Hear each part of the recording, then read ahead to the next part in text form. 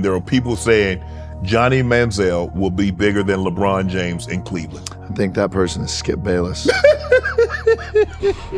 All my life, been grinding all my life. Sacrifice, hustle paid the price. Want a slice, got to roll the dice, that's why. All my life, I've been grinding all my life. Look, all my life, been grinding all my life. Sacrifice, hustle paid the price. Want a slice, got to roll the dice, that's why. All my life, I've been grinding all my life. Hello, welcome to another episode of Club Shay Shay. I am your host, Shannon Sharpe. I'm also the proprietor of Club Shay Shay, and the guy that's stopping by for conversation today is one of the most polarizing college athletes ever, one of the best college football players ever, member of the Texas A&M Hall of Fame. He's the first freshman to ever win the Heisman Trophy, a rock star quarterback, a larger-than-life persona, a phenomenon. He was must-see TV every Saturday. Former NFL quarterback, Texas legend, and the stadium in which he played in college has been called the house that Johnny built. Johnny Manziel. What's up, baby? Bro, how you doing? Having me. Thank you for having me. Long time coming, man. Thank you, bro. I don't want to toast. I know you don't drink anymore. You don't drink anymore, right? No, right now I'm in the way. Don't want to toast with water, but nevertheless, all you, bro. baby. Appreciate I appreciate the offer. I appreciate you stopping by. Yeah, long time coming, you know? Long time coming. Get in on the action with DraftKings Sportsbook, an official sports betting partner of the NBA. New customers who deposit $5 or more can get no sweat bet up to $1,000 back in bonus bets. Download the DraftKings Sportsbook app now and use code Shannon. New customers can get a no sweat bet up to $1,000 if your first bet loses. Only on DraftKings Sportsbook with code Shannon. The crowd is yours. I'm trying to figure out what's in the Texas water. You get Patrick Mahomes, Drew Brees, Matthew Stafford, Andrew Luck, Kyler Murray, Vince Young, Nick Foles, RG3, Ryan Tannehill, Baker Mayfield, Jalen Hurts. What the hell are they feeding them? What are they drinking in Texas to produce these type quarterbacks? It's a way of life. From the time you're a kid, and you can go back even further than just the guys that you named. That's our current, right. NFL recent guys that you see. But you can take it back. You know, there were guys that you see in the NFL. Let's give you a great example. Andy Dalton. Right. What that guy did at TCU, what he did for the state of Texas. And if you're a Dallas, Fort Worth kid, you love the Frogs during that time. Right. You know, so there have been great quarterbacks come through the state of Texas for a long, long time. And I think it comes down to this, that Texas high school football is a way of life. You know, from the time you're 5, 6 years old, you're to Pop Warner, the flag football, all that stuff that's going on is a way of life. And I played baseball my whole life growing up. So football was never it for me until I got to be about 14 or 15 years old. Right. So just looking around and knowing the landscape now, it's only gotten bigger. Right. And it's only growing. Right. But there is something in the water. There's a bunch of dogs, not just at the quarterback position, Right. but all the way throughout. I mean, you look at Myles Garrett, our defensive player of the year, we were talking about, like, there's some real cats that come from Houston, they come from Dallas, they come from San Antonio, and they come from Austin. Right. And it's just a great state for football. I mean, in my opinion, if you look at it countrywide, you got Cali, you got Texas, and you have Florida, where the dogs come from, in my opinion. Do you remember watching those guys playing high school football when you were growing up? And did any of those guys you try to emulate? Yeah, I think RG3 did an amazing job for me, and, like, you know, setting a great example of what a dual threat quarterback should be. I mean, I won the Heisman in 2012. Right. He won it in 2011. So I got to watch that crazy year of a high flying, throw it around the yard kind of offense, and a guy that could run. That track speed, everything that he had, complete package for what, you know, in my opinion, a college dual threat quarterback should be. Did you ever see any of those guys play high school football? Or just watched them on when the highlights came on television? I would say I watched Kyler's career probably the closest. Okay. I had a huge hand in getting him to Texas A&M. Right.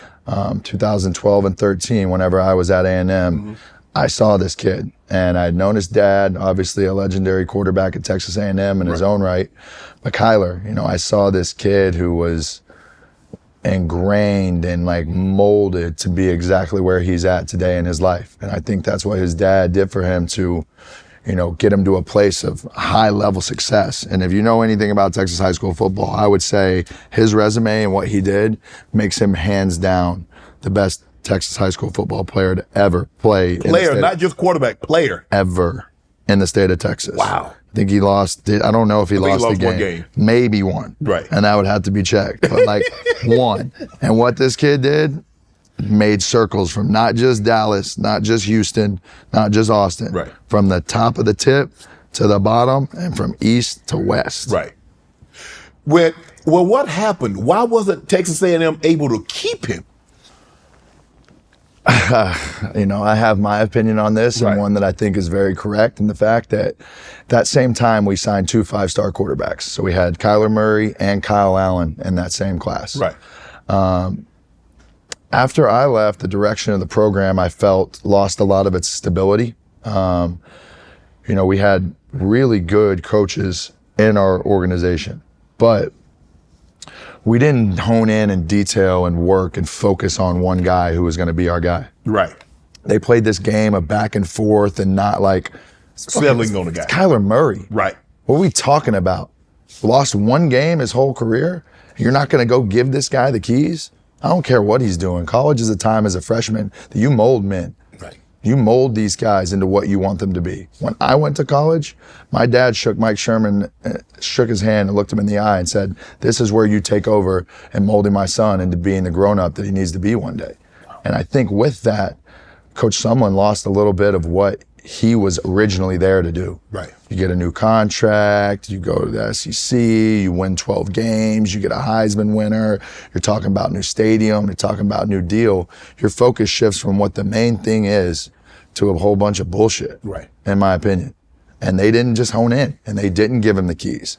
And I think a lot of that's to be said has to deal with Kyle Allen as well. Right. I think he made it very difficult behind the scenes for what people didn't know to just give Kyler the keys. And, you know, in my opinion, where our program is now as a football program, that is the one step and one thing and mistake that we made that is keeping us from being where we want to be, and especially during that time, why we didn't have success. Because Kyler was supposed to be you. He was supposed to be that transition because of what you started in SEC, and we'll talk about that Saturday afternoon in Tuscaloosa and what you actually did down there. So that was supposed to be the next step. Okay, Johnny built this. He has it going. Guess what? We have somebody to step right in and keep it going. Boom, right there in front of your face.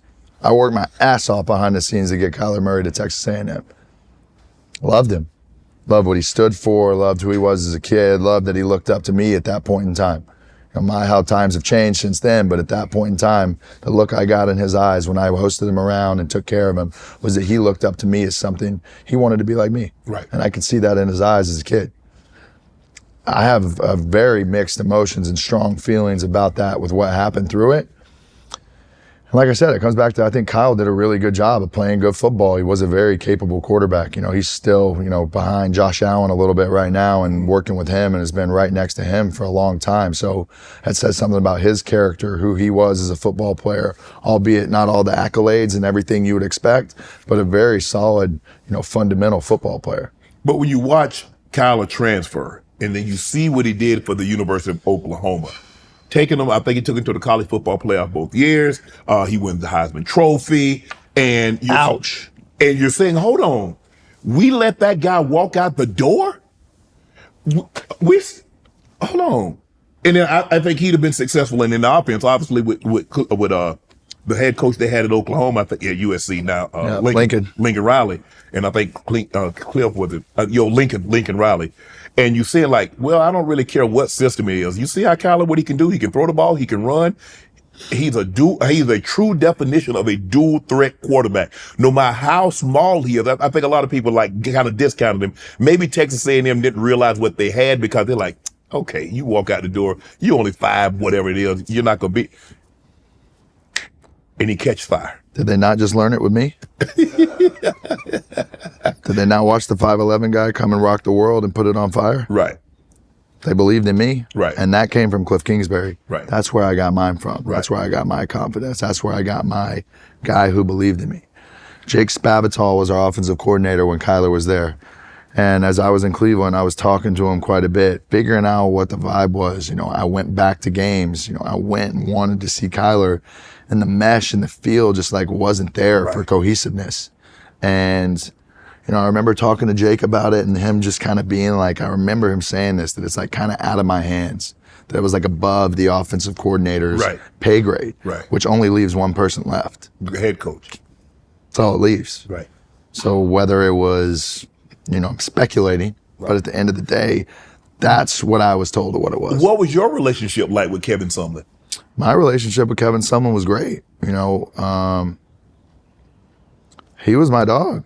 He rode for me hard. He went to bat for me. He went to war for me in a multitude of different scenarios.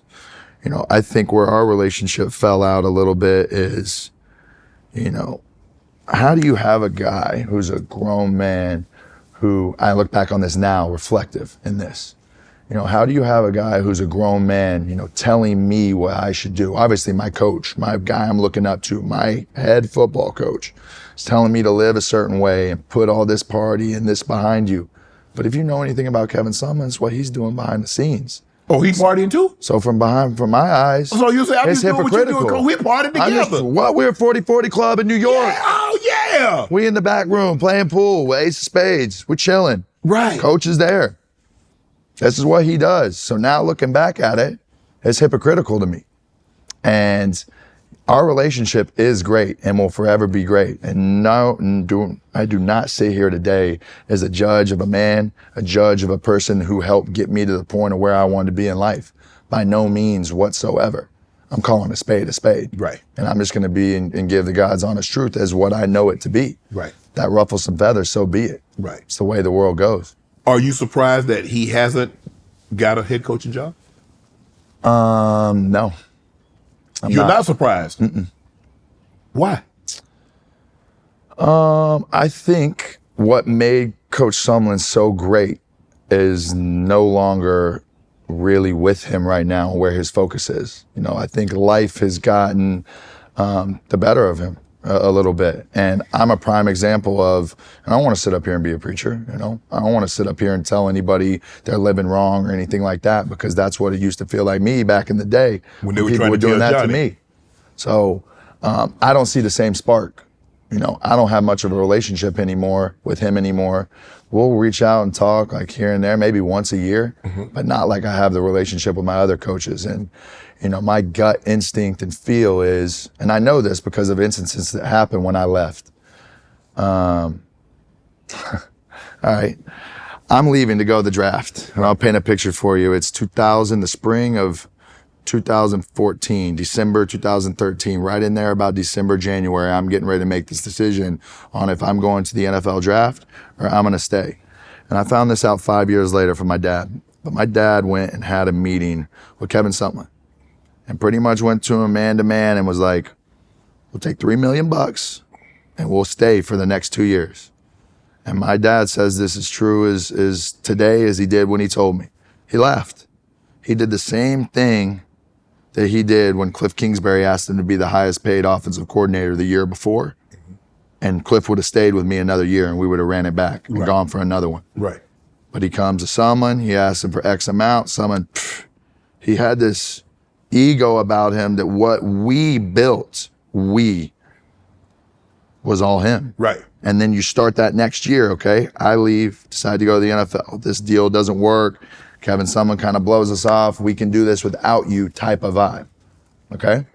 So the fall comes around, 2014 A&M football season. Kenny Hill is named our starting quarterback. We win our first 5 games of the year. We're 5-0. We're top 10 in the country. I ain't getting no love in the program. Yeah, because I'm thinking, I remember hearing it, and they talking about Johnny who? Who? Because I think he had South Carolina, 5 touchdowns, first game of the season. Okay. So you remember hearing it also. So hold on, I want to make sure, I got to backtrack. Yeah, back it up. You said your dad went to Kevin Sumlin. Yep. And says for $3 million. We're staying for 2 more. Now, you do realize this is prior to NIL. I agree. This is a backroom deal. It went on for 30, 40 years before. It was the same way that was happening when you was getting recruited back in the day. And you guys, y'all, Texas A&M got money Texas A&M, nobody got no money like Texas A&M. Y'all got the big dogs. Aggie ring, baby. Y'all got the big dogs. And so $3 million, if he had gone to any of the boosters and said, you know what? Done. Johnny's dad said he'll stay for an additional 2 years if we just break him off $3 million. Just keep it, cash, throw it somewhere. We'll get it later. We don't need it right now. Right. But for my security, if something happens for 2 years down the road, Right. and my dad did this without me knowing, and I ain't mad at him about it for Right. nothing. It's Right. the way the business worked back then. Right. There was a bag man. There was a bag man at LSU. There was a bag man at Bama. There was a bag man at every school Right. around the country if you were competing for a national title. It was what it was. And it was always that way until we're into the NIL portion of everything now, the way it should be. If I ask you, I say, Johnny, who's your Mount Rushmore high school quarterbacks in the state of Texas?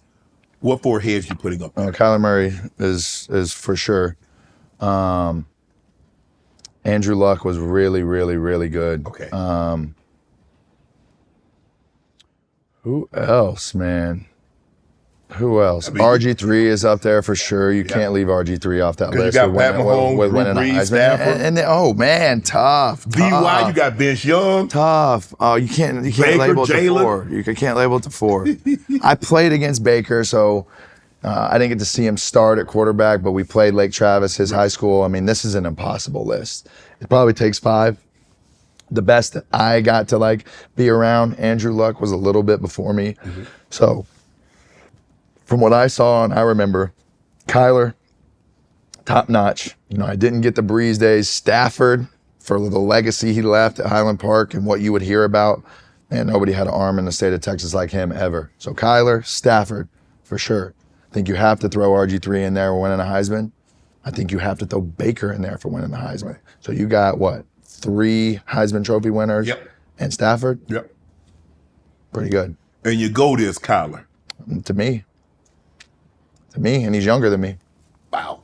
So let me ask you this, Johnny. Your upbringing, what was your upbringing like, and what type of kid was Johnny Manziel?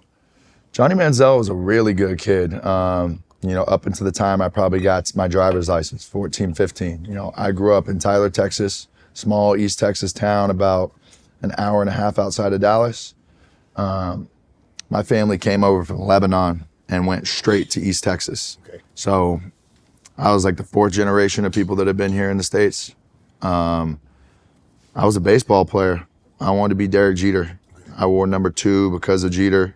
I loved the Yankees at that point in time in my life. And my life was, until I was 13, 14 years old, it was baseball tonight, every night, Sports Center with the OGs back in the day. And I sat and I watched every day, every baseball. I loved it. And from the time I was 8 years old on until the time I was 14, 15, I traveled and played baseball. I got in the car with my mom. My dad worked at a car dealership, so 6 days a week he was grinding, trying to, make life easy on us. And I felt very blessed that I did have the ability to have an easy life. I think I put out this persona at the time later that we were well off and wealthy and this. And I think that was just, at the time, something to say, and maybe what I even truly believed at that point in time. But to get back to what I was saying, I was a baseball player and travel. Me and my mom, my sister hop in the car and we're going to Louisiana. We're driving all over Texas. We're going everywhere to go play travel and select baseball as a kid. I was playing a year up from my age group, so I'm in the deep end and I'm holding my own. And always thought, even to this day, that baseball was my best sport, that I was always meant and destined to be a baseball player. And I think because I started so early, by the time I got to high school, I was just burned out of it. Football started to come in my life. Really, what I vividly remember is the 2005 Rose Bowl. Okay. And for Christmas Day, I wake up and my dad has his number 10 Vince Young Texas jersey. I was a Texas Longhorn freak. Right. And I'm going to sit here and get a lot of hell from my Aggies, but it is what it is. And I remember this Christmas Day, might go to the tree, see this Vince Young jersey with the Rose Bowl patch on it. And after that, it was really just all football from that game, that last drive, that cross into the end zone by Vince. The confetti was the background on my computer for 4 years with Vince. Rose Bowl was the biggest to me. When you say you were a good kid by 90% of America or good kid just for Johnny Manziel? Good kid by 100% of 90% of America. I was raised the proper way. I was raised in a strong, sturdy household. Both mom and dad there, and younger sister, 3 years younger than me. You know, we were religious. You know, we were a Christian family. We went to church on Sundays. Sundays were our day for, you know, our family golf outings where my dad and my sister would play me and my mom, and we would go play a scramble every Sunday. We were very family oriented. Right. You know, my time I spent with my grandparents, my aunts, my uncles, we were a cohesive unit, especially back then. And I think, you know, it's hard because you look back at what you know me now, and you wouldn't expect that, which is why you asked the question that you did, because I didn't prove to the world when I got on a world stage what my morals and values and how I raised truly was. And I think a lot of that shift started to happen as I was 15, 16 years old. And I was living and originally grew up in Tyler, okay? Earl Campbell to Tyler. 2 Heisman Trophy winners in the same town, the Tyler Rose, baby. And when I was about 13, I'm in between my sixth grade semesters. So it's like January of my 6th grade year. My dad comes in, he's like, we're moving. Doesn't say a word, just packs everything up, and we drive 5.5 hours away to Kerrville, Texas.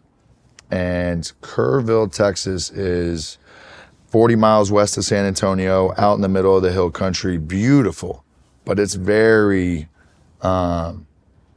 country. You know, it's very little backwoods kind of place, 20,000 people, and it's dually trucks and farms and ranches and everything you would expect a Texas town to be. And when I went there, life shifted. It was like the old Johnny Manziel was there before that move, and then there was a completely new person born after that. And I think that comes from like when I got there and I first got to class at this new school, I was nervous. You know, I didn't have any of my friends. I didn't know anything. It was the first time in my life I think I was really, really uncomfortable in the situation that I was in.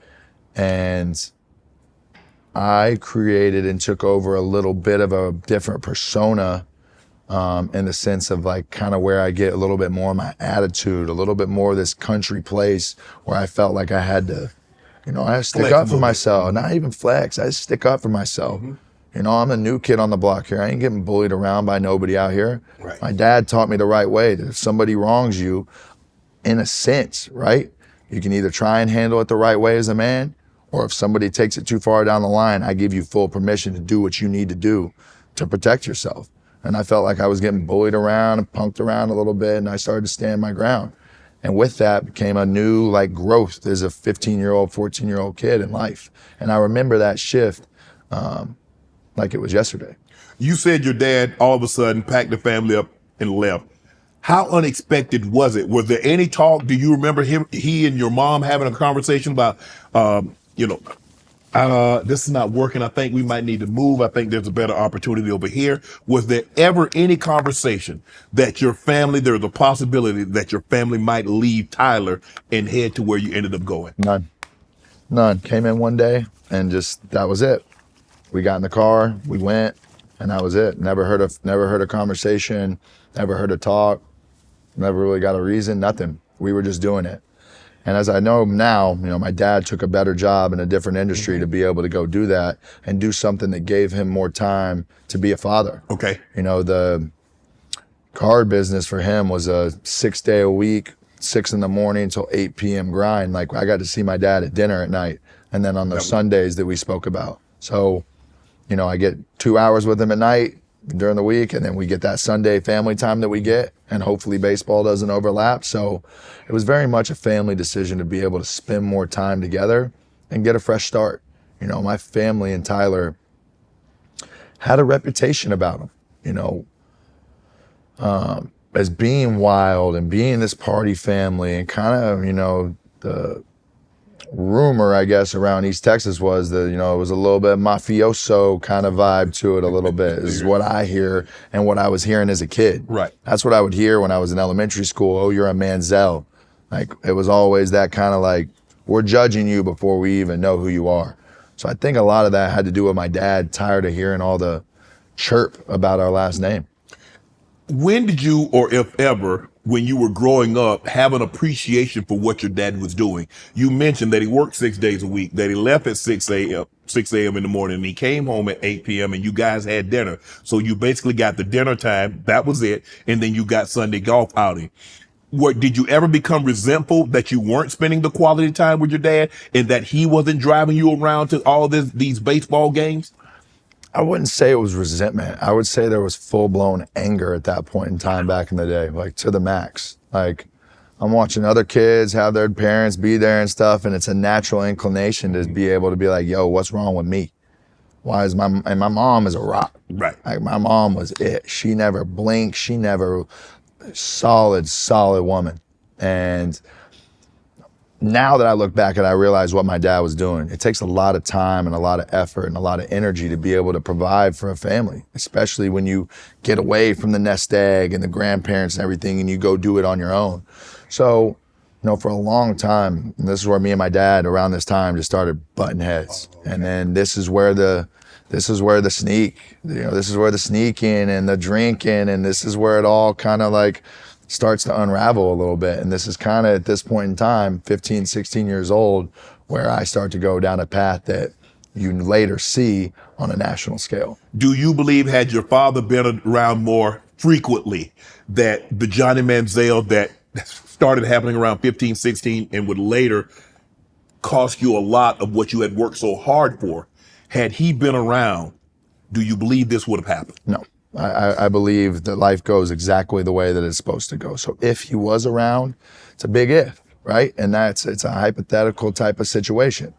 Hard for me to answer. But I know now, all of the bad parts of me make me exactly who I am, right? All the failure that I've had in life, what I really fail on. I lived my dream by the time I was 22 years old. That dream that I had when I'm sitting in that classroom in Kerrville, Texas, I accomplished at 22. Mm-hmm. Now, my dreams never were to go be in the position that you were in with a Hall of Fame jacket and to be the best NFL player ever. I very much felt like when I got drafted and I got a chance to start in an NFL game, like my dreams were completely accomplished almost. Wow. And that's just the way I truly feel, So my life, the good, the bad, and everything in between, it went exactly the way that it was supposed to go to be sitting here with you today. And I learned more through the failures than I ever did through the rise, ever. You're growing up, you say, because you had played baseball, started baseball at such an early age, by the time you got to about 14, 15, you had completely burnt out on the game of baseball. So now you transitioned to football. Was your size ever a problem? Did a coach ever tell you, say, Johnny, you're just too small, son? Of course. I think that's a big reason why I didn't go to the University of Texas. They wouldn't pull the trigger on me and my size at any position. They wanted me to play safety. Like safety. Me. We ain't got a lot of white safeties out there, Shannon. No, they don't. They don't. So what I'm thinking, like, hold on. If he's too small to play, if he's 5'11", how much you weigh coming out of high school? Probably 173 pounds, okay. 175. But they didn't think you could play quarterback because of that size, but they felt you'd be perfect for safety. They saw athletic ability. Okay. They saw a special athletic talent, and they didn't know what it was. And to be honest, until I met George Whitfield and went and started training with him, I didn't believe in myself that I was a quarterback. Okay. You were an athlete. I was just wanting to play football. Right. I would play receiver. I played running back in high school. I played anything that I could play to get on the field and be with my dogs. I'm looking at you in your high school career. You passed for over 7,600 yards. You had 76 total touchdowns in high school, parade All-America, Mr. Texas football. If you're the Mr. Football in the state of, there are certain states. Now, and this is not a knock, but if you're Mr. Football in North Dakota, it don't hold the same weight as Mr. Football in Florida, Georgia, Texas, California. If you're from North Dakota, baby. Yeah. Maybe if you're from North Dakota, you're absolutely right. But being Mr. Football in the state of Texas, that means no matter what your size is, Johnny, everybody should have been beating down your door and not looking at you and say, well, he's only 5'11", 173. If the world was perfect, maybe it would have went that way. But we both know that it's not, and that people oversee greatness all the time. Right. We do, not necessarily you, but in a media type, people overlook greatness all the time. People are still knocking down Brock Purdy's door right now, and all the haters are coming through. For what? Mr. Irrelevant to a Super Bowl? I mean, it's about identifying greatness in somebody in their soul and in their heart. It's more than just what you can do with your hands and with your arms and with your legs. Right. I'm looking at the schools: Oregon, Rice, Stanford, Iowa State, Baylor, CSU, Colorado State, Louisiana Tech, Tulsa, Wyoming, and Texas A&M. And it says, I read that you said that you decommitted from Oregon because they had Marcus Mariota and you didn't feel confident enough in yourself that you could beat him out or you get an opportunity to play. I didn't go to Oregon, not anything that had to do with Marcus. They had some really nice unis. Hey, that was the reason I wanted to go. 2011, I think, was 2010. Cam Newton, Auburn year. They played LaMichael James and the Ducks in the Fiesta Bowl for the national championship. Those jerseys coming out, I'm committed. Whoa, like crazy. And when I went there, they made my family, so when I get into contact with Oregon and Chip Kelly, they didn't give us, the roll out the red carpet treatment to go visit. They're like, you want to come up here on your dime and come to this camp, we'll let you come in and we'll evaluate you. Okay. And as I get there, meeting with Chip Kelly and doing the whole deal that you do on a recruiting trip, I get to we get to the football portion of it where we're going out on the field. Mm-hmm. And I jog out to where I'm supposed to go, and there's this kid sitting there, 6'4", Hawaiian kid, and he's in line. I go, yo, what's up, bro? You playing receiver today? And he looks at me and he goes, no, I'm playing quarterback. And I remember in my head at that time, I'm like, I'm so fucked. I'm toast. This kid. So there was that initial reaction. Right. And then as we go through the drills, it's just like boom, boom, boom, boom, boom, boom. 2 Heisman Trophy winners before it ever happens. Just so good that when we got off the field that day, we both got offered at the same time, at the same day. And I committed on the spot. There wasn't no doubt that that's what I wanted to do. It had nothing to do. They could have had 5, 6 quarterbacks in that class. And they told us they were going to take 3 because they needed depth. Right. So I knew that going into it, and I committed anyway. Oh, so now what about you said you wanted to go to Texas, but they didn't feel you was big enough to play the position. So was it UT, A&M? Were those the only Texas schools that you were like considering? The Frogs, TCU. TCU, okay. I loved them. Okay. Took a visit there and had a buddy from high school that was going to school there, and I went there. I was like, damn, there's a lot of girls up here. And they party too, Johnny. They party. They party TCU almost every year. #1 party school in it. Go Frogs. I mean, damn, man, that was crazy. When I was in high school, I was like, this place is heaven on earth. It's nice. It's clean. The girls, the football program. They're in a... Damn, Johnny, you don't mention nice and clean and talk about girls and you ain't got the football yet. At that point in time, I wasn't thinking about football, Shannon.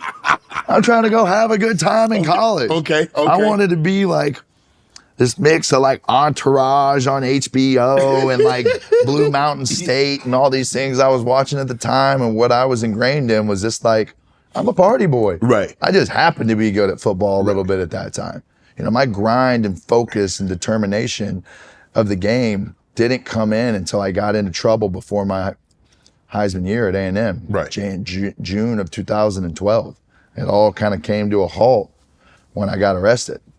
And I got arrested for going out to Northgate and College Station and drinking too much and blacking out and waking up in handcuffs. And when that instance happened, it was this meeting with Coach Sumlin and my mom and my dad. And it was like, you either figure this out today or over the next couple weeks, or your ass is out of here. You're gone. And then everything you work for, your scholarship, everything, you figure it out now. As my family sits there in the room and someone's looking at him just like we're looking at each other right now, he's like, you guys figure it out. And when that happened, my family moved to College Station. Wow. And they moved in my backyard. And I pretty much moved back in with my mom and my dad. And that was the moment that was like, all right, you hear what's going on. You're smart enough to comprehend this. You may be fucking around with your boys and doing what you think you want to do, but the opportunity that's in front of you, you are spoiling, and you need to get it together. And that's when George Whitfield came into my life. And I went, my mom sent me to San Diego with all the money they probably had saved up for their little saving stuff and sent me out there to work with this guy, and they trusted him. And when I came back, I left before that trip and getting arrested, 4th on the depth chart, below the freshman who came in, below the 2 other guys that were above me in the class. And in 11 days, when I got back and we started training camp, I was named the starter and handed the keys to the Texas A&M University football team. That's how much of a difference my focus and my passion and my energy being put into something turned out to be. If that situation, you drinking to the point of blacking out, do you remember anything about that night other than going to the bar with your homies? I was taking Xanax back then. And it was a very weird time in my life where I was dealing with anxiety and all these things and emotions that were going on that I didn't have any, business being able to handle on my own. But from that country kid, proud and tough and all these things that I prided myself on, I wasn't asking for help. Right. Shit, Shannon, I didn't ask for help when I was sitting in Cleveland. Right. So why am I going to do it when I'm in college? Right. So I was a lost kid trying to figure out, after my first year at A&M when I redshirted, at the end of that year, I said, fuck this. I'm done playing football. I was finding out how to transfer to TCU to play baseball. That's how bad it was after my redshirt year. 6-6, we're in the Big 12. I'm going to Ames, Iowa, and all these, that ain't the stadium that I wanted to be playing in. Right. And it's no disrespect to them whatsoever. The Big 12 is not the SEC. Right. And you see it now. Only 2 of them schools in the Big 12 got into the SEC. 4 if you add Missouri and A&M. Only 4 of that whole thing really got in. So there's a difference in program. There's a difference in stature of dudes. Any team can beat a team on a given day. But consistency of a program and legacy, there's only a couple teams that got into the SEC for a reason like that. Let's just say Johnny Manziel is a high school senior now, and Coach Prime is at CU. And Coach Prime come down and talk to and Johnny said, look, Johnny, man, with you, I see big things for you and the program. And we need you to take us to the heights of where CU football can be. Would you be interested in playing for Coach Prime? Without a doubt. Me and him being Texas guys, he's up in Prosper. We've had a great relationship for years. And I think looking back on our relationship now, he knew something special in me to the point of where he would interject in my life at times or send me a message or really show love that he didn't have to do. And if I was a college kid looking now, I would say Texas A&M is the best school in the country. Right. That's a given. But number 2, I would play for a guy who's a leader of men, for a guy who carries himself the way that Prime does. And without a doubt, I would sign my life. Look at it from a different perspective. If I was a father and my son was looking to go to play for a coach, I would absolutely, without a doubt, unequivocally send him to Coach Prime. You said you played baseball from a very young age until you're about 14 or 15. How good of a baseball player was Johnny Manziel? Really good. What position did you play? Played shortstop. Okay. I played middle infield. And I loved it. It was it for me. I was a good oppo hitter. I felt like I fielded the ball all right. I had a couple offers out there. I don't remember exactly what they were at the time because football was so, overshadowing everything in my life. But if you ask anybody that was around me from the time I was 12 to 16, they would say baseball was it could play. You played Shortstop because you said Jeter was your favorite player. You wore the number 2. So is that kind of how you tried to model your game? You do realize that Jeter was pristine. Which game we talking about? The one off the field with the baskets and the love notes and everything he had? Are we talking about El Capitan? Wait, he did a great job of like you knew what he was doing, but you didn't really know what he was doing. But always, if you know, you know. You know. So you modeled your game out after Jeter. So you like, okay, I'm gonna be a shortstop. I'm gonna be beloved because give me the pinstripes, man. That's what I wanted. The pinstripes. I wanted Yankee Stadium, the whole thing.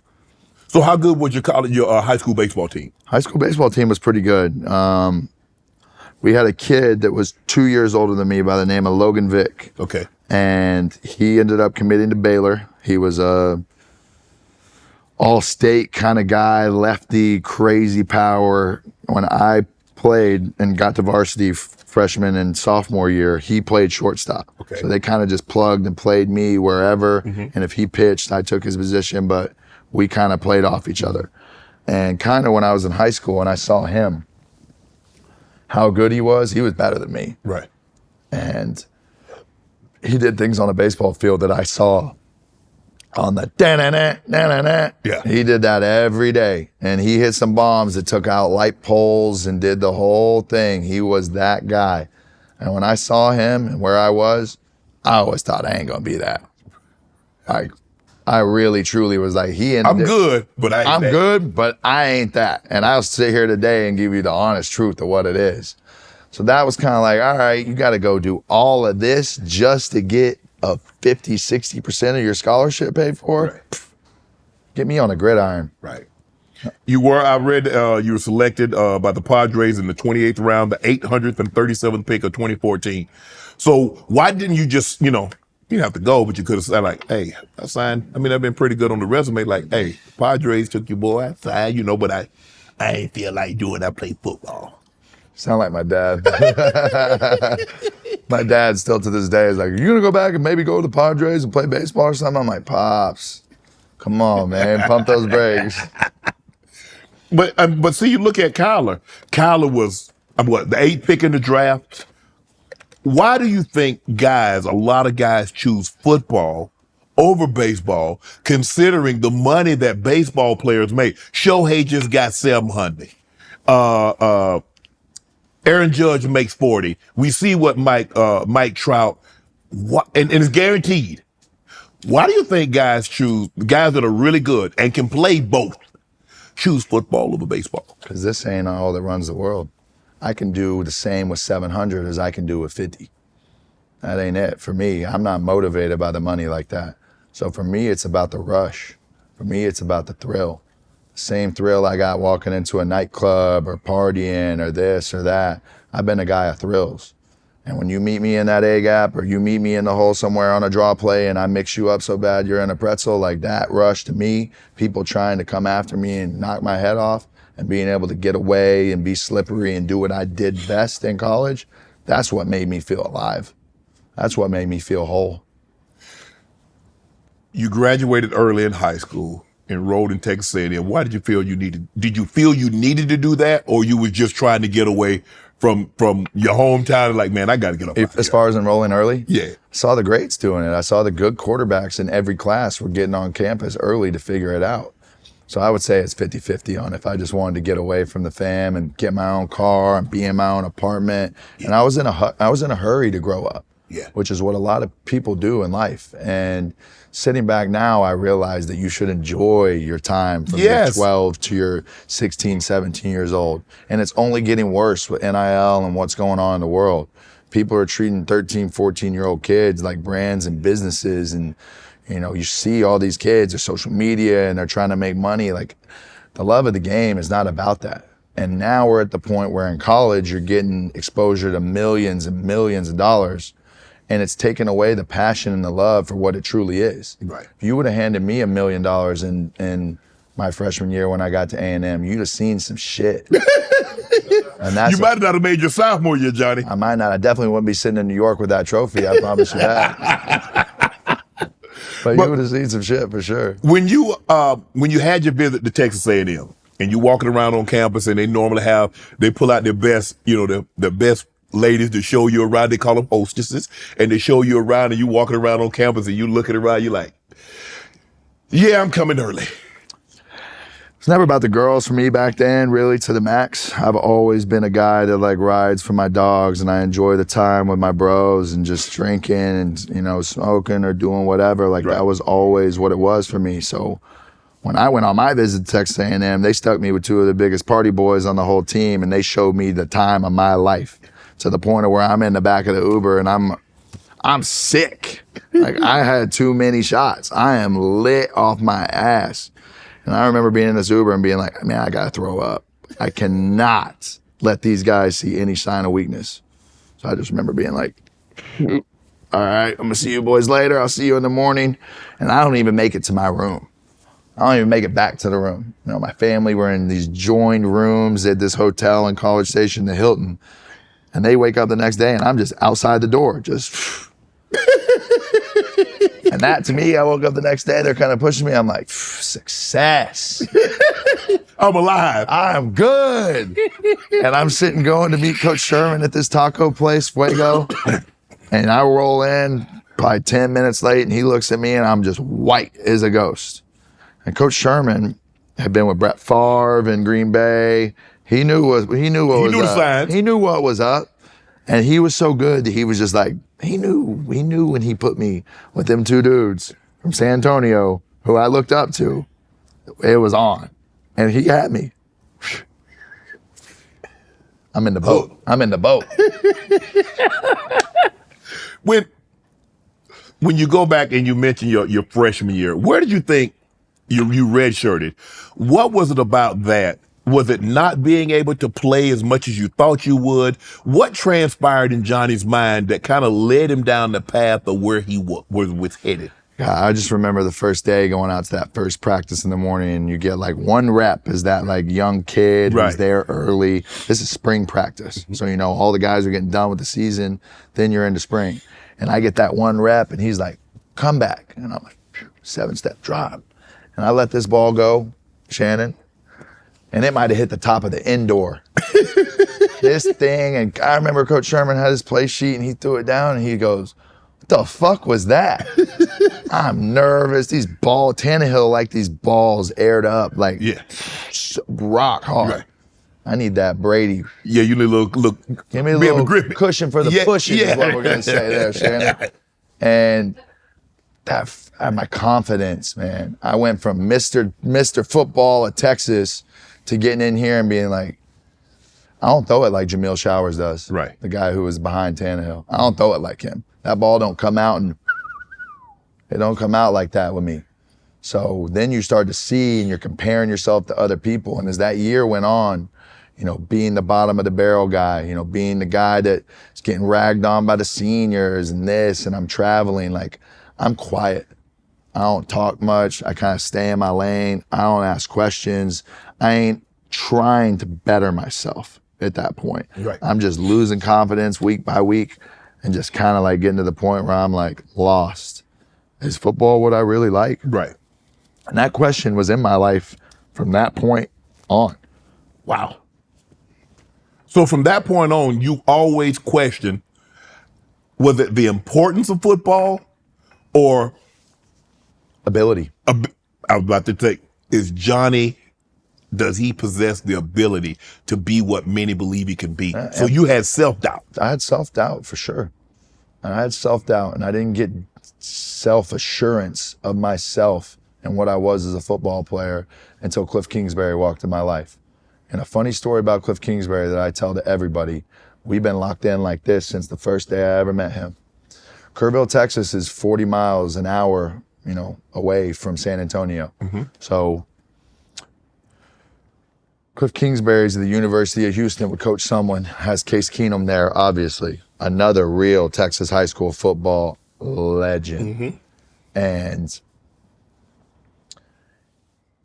7 o'clock, our practice starts in Kerrville. Mm-hmm. We ran a very military drill style of football program with values, and a lot of what we talk about at Texas A&M was how my high school football program was. So Kingsbury comes out on the field that first morning, and I'm getting ready to warm up, and he comes up to me and he dabs me up and he goes, "What's up, bro? I just want to keep it a buck with you. I don't have any scholarships to give you. But every single coach that I walk into a building in San Antonio, Texas, said you need to get your ass in the car and come down here and watch this kid practice. So he goes, that's exactly what I'm doing.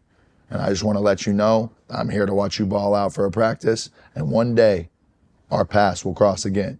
And I'm nervous. This is Cliff Kingsbury, who played at Texas Tech. This is another legend in my eyes. Yeah. Like, had a lot he of was records. a real guy. Yeah. He wouldn't know whatever you want to say, but he was him. Yeah. At one point in time. And I didn't know the significance of what that talk as a high school kid was going to lead to being on a stage in New York 4 years later, 3 years later. But he kept it real with me like that. I was like, yo, I can't take you. But I'm here to watch you ball. Wow. And after that after the day of the workout, he just sitting over there on the side and he just gives me one of these like, you crush that. If you would have sat out your entire season as a freshman, do you think you would have learned your lesson? No. I think it took me having the biggest fear of my entire life, failure, come to fruition. And failure wouldn't have happened for me if I didn't get to the success that I got. Does that make sense? Yes. Do you think they would have disciplined you? I think they could have. I think what I was doing in the off season and what I was doing in my workouts and who I was as a team leader, right, coming back with the Heisman Trophy, they should have benched me. They should have suspended me. But what I was doing, hey, you can't smoke weed. Man, give me the fattest, dude. Give me the fattest one you got, bro. Talk about it. Just bought a box of white grapes. We ain't even slowing down nothing over here. This is what we're doing. And like from that, okay, so you win the Heisman. Yeah. We come back. We play Oklahoma in the Cotton Bowl. Smash him. Smack. Okay. After that night after the game is the infamous sparklers in the mouth with the Dom and the Burberry scarf. Yeah. Right after. This is where like it starts, and it's like we just smacked our old rival in the Big 12 in Jerry World in front of 105. Right. On New Year's Day. This is where the ego, this is where this is where you shift from, Johnny Manziel into Johnny Football, the little transition, and then from there it's Johnny Football. Yeah. And now there's no more self-doubt. Now there's no more self-doubt because I know what I'm doing in practice. I know what I'm doing when I see cover 2 and I'm whole shot. I'm toying with them in practice. They're mad. The only thing they have on me in practice in the setting that I'm seeing, the live rep, bullets, fire, is they can't tell when a sack happens in practice because we ain't sacking people. Right. And in a game, practice, I'm running and give somebody a little move and I'm just looking at him like, ain't no way you making that tackle on the field, buddy. You can hop and hoop around and do your whole defensive thing all you want. But out there under them lights, that ain't gonna happen, brother. It's not gonna happen. Right. And that's not me speaking out of my ass. I got film. Right. I got stuff to show you that like I was more than what you thought I was, especially as a running quarterback. I led the SEC. Wow. 1,400 yards rushing in my freshman year. Wow. It's documented.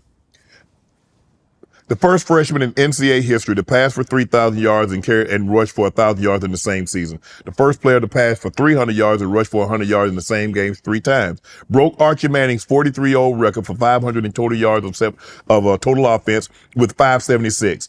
Owns all these freshmen records. 11-2, ranked number 5, best since 1956. Beat Oklahoma 41-13 in the Cotton Bowl. Produced 516 yards of offense, 4 touchdowns with a record 229 yards rushing. Do you understand at the time what you're actually doing?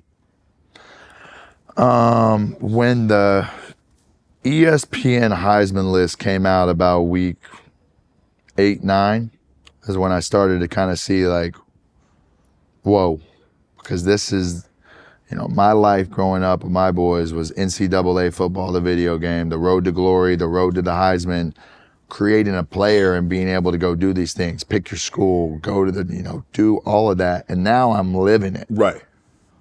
So the focus doesn't shift to like getting the Heisman. It just focuses on like taking this team to heights that we haven't been before. Mm-hmm. And when you walk into Tuscaloosa, Alabama and do what happened that day, something that leaves a legacy, 2012, it's 12 years later, where I walk down the street every day of my life and somebody comes up and daps me up and goes, 15.5-point underdogs, Alabama. I'll never forget that day for the rest of my life.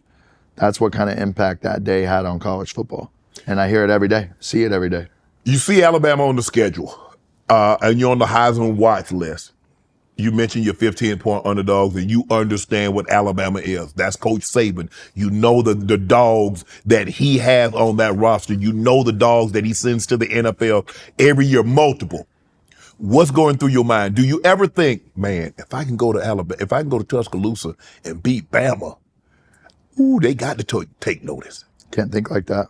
Can't think like that and be successful because you're putting pressure on yourself that's unneeded. Okay. I got 95% of the country that's saying Alabama's going to beat us. What do we have to lose, right? I remember being on the bus on the way to the game and putting on the movie 300. This part comes on where it's give to them nothing, but take from them every single thing, everything. And that was my mindset going into the game, that like everybody in this stadium expects you to lose. Everybody in this state is rooting against you. Mm-hmm. We got maybe 20, 30,000 loyal Aggies scattered through about in the stands.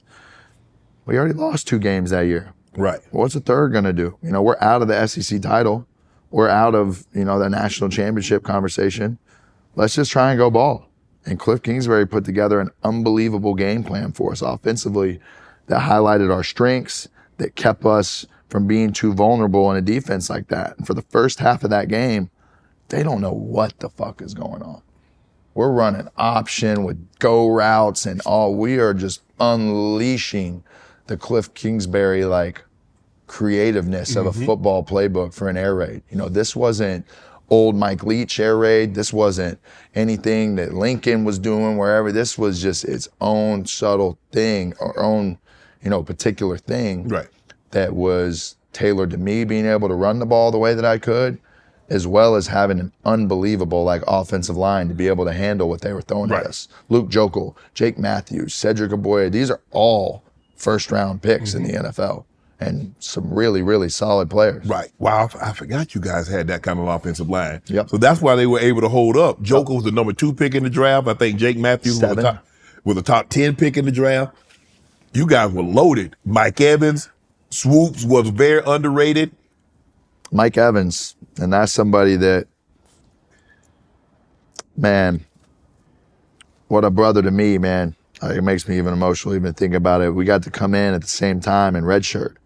And that redshirt year, we were tearing their ass up on the scout team.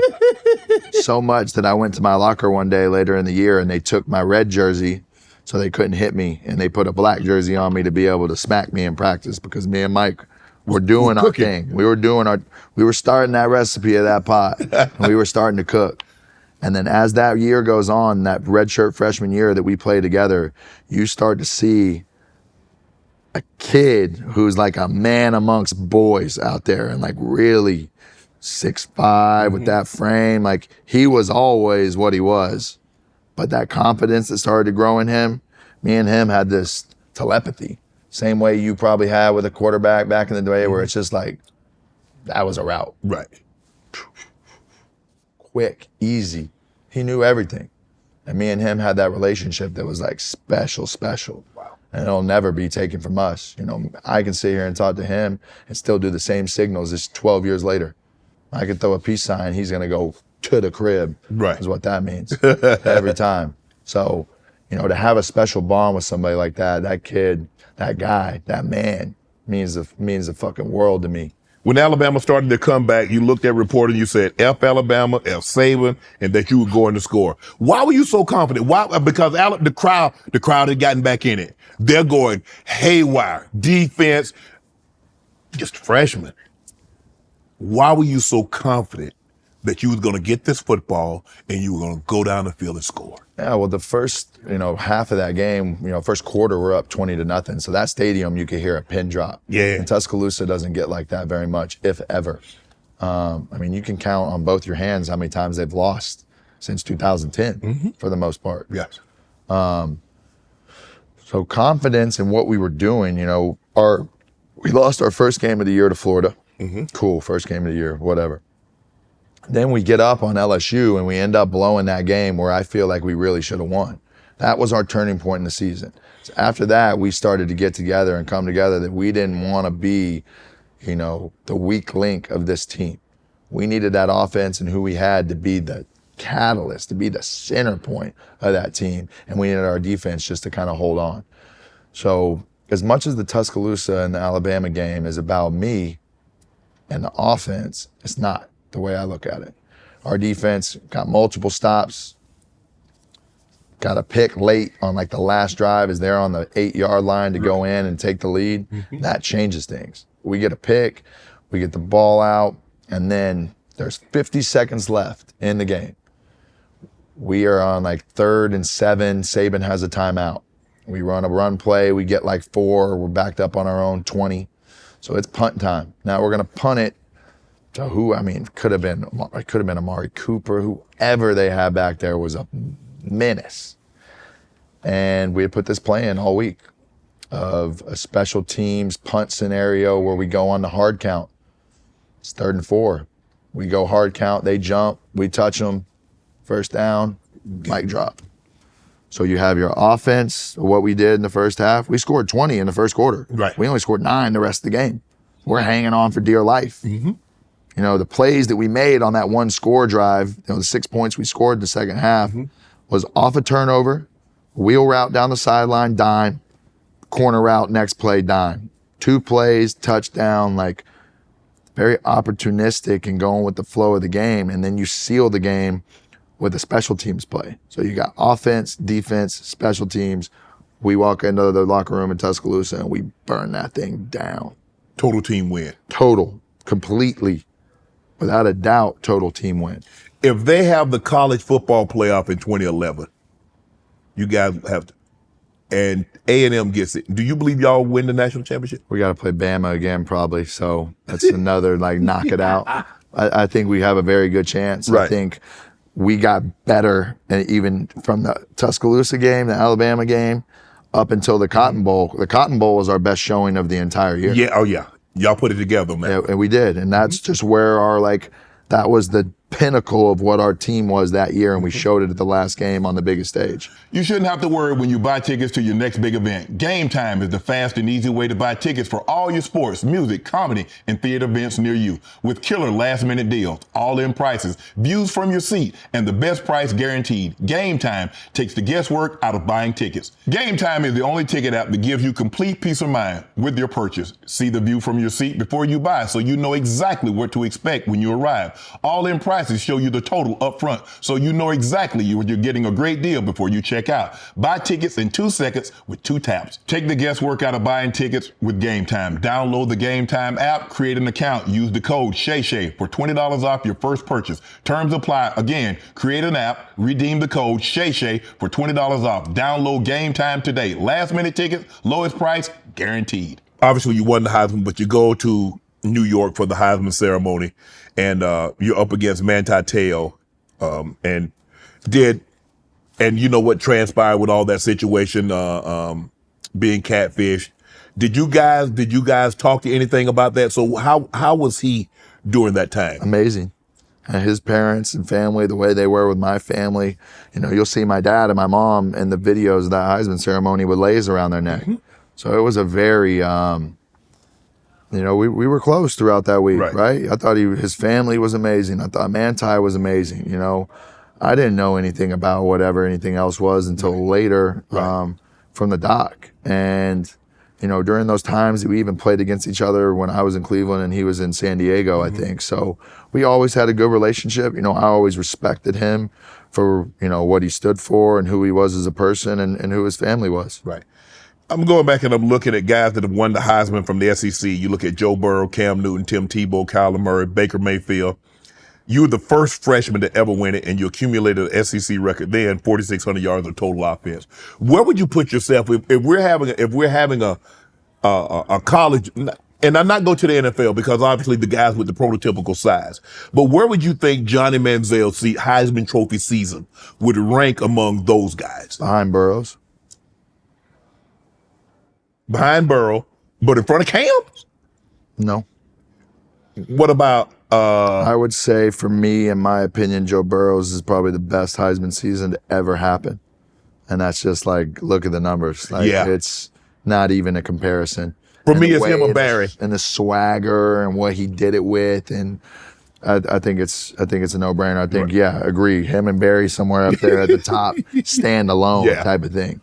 Cam, for me, is of cultural importance. And, coming in from Blinn Junior College and going to Auburn, I remember that. And then they played the team, Oregon, that I was committed to at the time. Right. So it leaves an impact and a memory on me. And I love Cam Newton. Right. To the max. Love what he stands for, love what he's about. Love him to death, and always have. He knows that. And so I think you go Joe Burrow, I think you go Cam, and then I'm right below that. And I respect Bakers and Kylers, and you can nitpick all this all you want, because at the end of the day, it's all about getting to that stage in New York and getting that trophy. Right. Now you're splitting hairs on who's greater than who, when all collectively as a whole, we're fucking badass. Right. You win the Heisman as a freshman. You come back your sophomore year, and you have some issues. We start the season off with, it's reported that Johnny Manziel signed 4,000 items and this and that. Allegedly, Johnny signed 4,000 items for free. So, Johnny, why put yourself in that situation where it could be allegedly?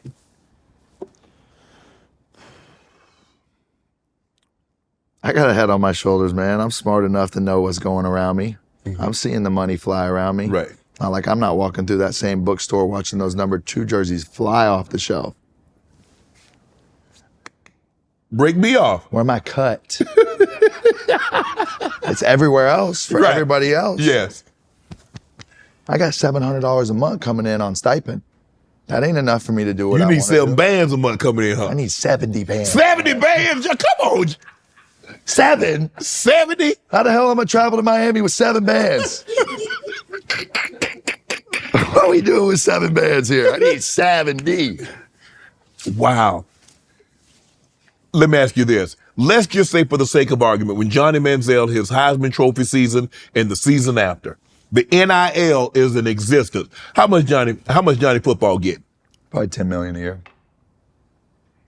I could have done 5 on my own with the Instagram. I could have done $5 million a year on my own just through the people and connections I had on my phone. Right. That's what a lot of people don't understand, is during this time and during this rise, and a lot of where my downfall probably came from is, I get on my phone and get on Twitter and be like, yo, Shannon Sharpe just followed me. Come on, James Harden, Drake, LeBron. And you partying with them. I'm a DM away from being Rockets courtside. I'll be there in an hour and a half.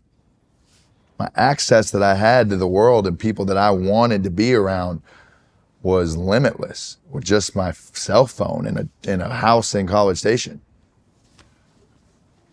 Had Johnny Manziel been a little bit more discreet, you probably still could have got that 10. But because IG and you posted it, you at Live and you at all these places with the star, they're like, man, ain't no way in hell no college athlete has that kind of access unless he getting broke off. My family's rich. Yeah, and so you play to it because you could use that, Johnny doing that. Man, Johnny wouldn't take no money, his family rich. Well, little did they know, Johnny ain't worth $50 million like being reported. Correct. So, I wasn't discreet at that point in my life. Not at all. I wasn't calculated. I wasn't precise in how I was moving. I was 19 years old. Right. I don't know nothing about the real way of the world. Right. I don't know nothing about what happens in Miami. Right. I'm a young, naive kid out here trying to get a bag on my own. Right. I don't know nothing. And I can't tell my parents. I can't tell my coaches. I don't got nobody to bounce this information off of. This is the point where I start reclusing to myself, and big problem in my life, Shannon, has been I wake up every day for the last 10, 12 years and do exactly as I please and exactly as I want every single day. And as I'm moving forward in my life right now, I believe that as a man in life, to humble yourself and to be able to get to where you want to go, you have to do things that you don't want to do. Right. You have to do things that make you uncomfortable. You can't just wake up and go down this path of la-di-da, I'm going to do everything as I please in that moment of time. That's going to make you soft. That's gonna make you got all these things that come with that, in my opinion. Mm-hmm. If you go out and put yourself in uncomfortable situations, if you go out and work hard for what you want, which isn't the most glorified way all the time, Mm-hmm. you know, it's not fun to go work hard and put your time and your effort into something, especially something you may not really love truly deep down to your core. So, you know, what I've learned in life is, you know, make yourself uncomfortable. Do things that you don't want to do to help others. You know, be selfless. Mm-hmm. Find a way to give back more than just thinking about yourself. And I'm sitting here today saying at 19 years old, I was only about self. You know, that first year as my Heisman year, there was a lot less of that. I had my camaraderie with the team. I was a leader. I was there for my dogs. And then as that shifts, I became a bad teammate. I became a bad role model. I became a bad example for what a Texas A&M university football player should be, and an ambassador for my school at that point in time. And I still to this day hold a lot of shame about things that I did from 19 to 27, 28 years old. Shame, Shannon. To where I couldn't sleep at night, to where I went into the LA and the Hollywood Hills and I hid from everybody except the TMZ cameras in the middle of the night. And that, for me, has taken a decade to come to terms with what happened in my life and what I did to myself. Because at the end of the day, I don't have anybody to blame but myself. My mom and dad didn't raise me to be that. And Coach Sumlin or Coach Kingsbury or any of those guys at Texas A&M didn't raise me to be that way.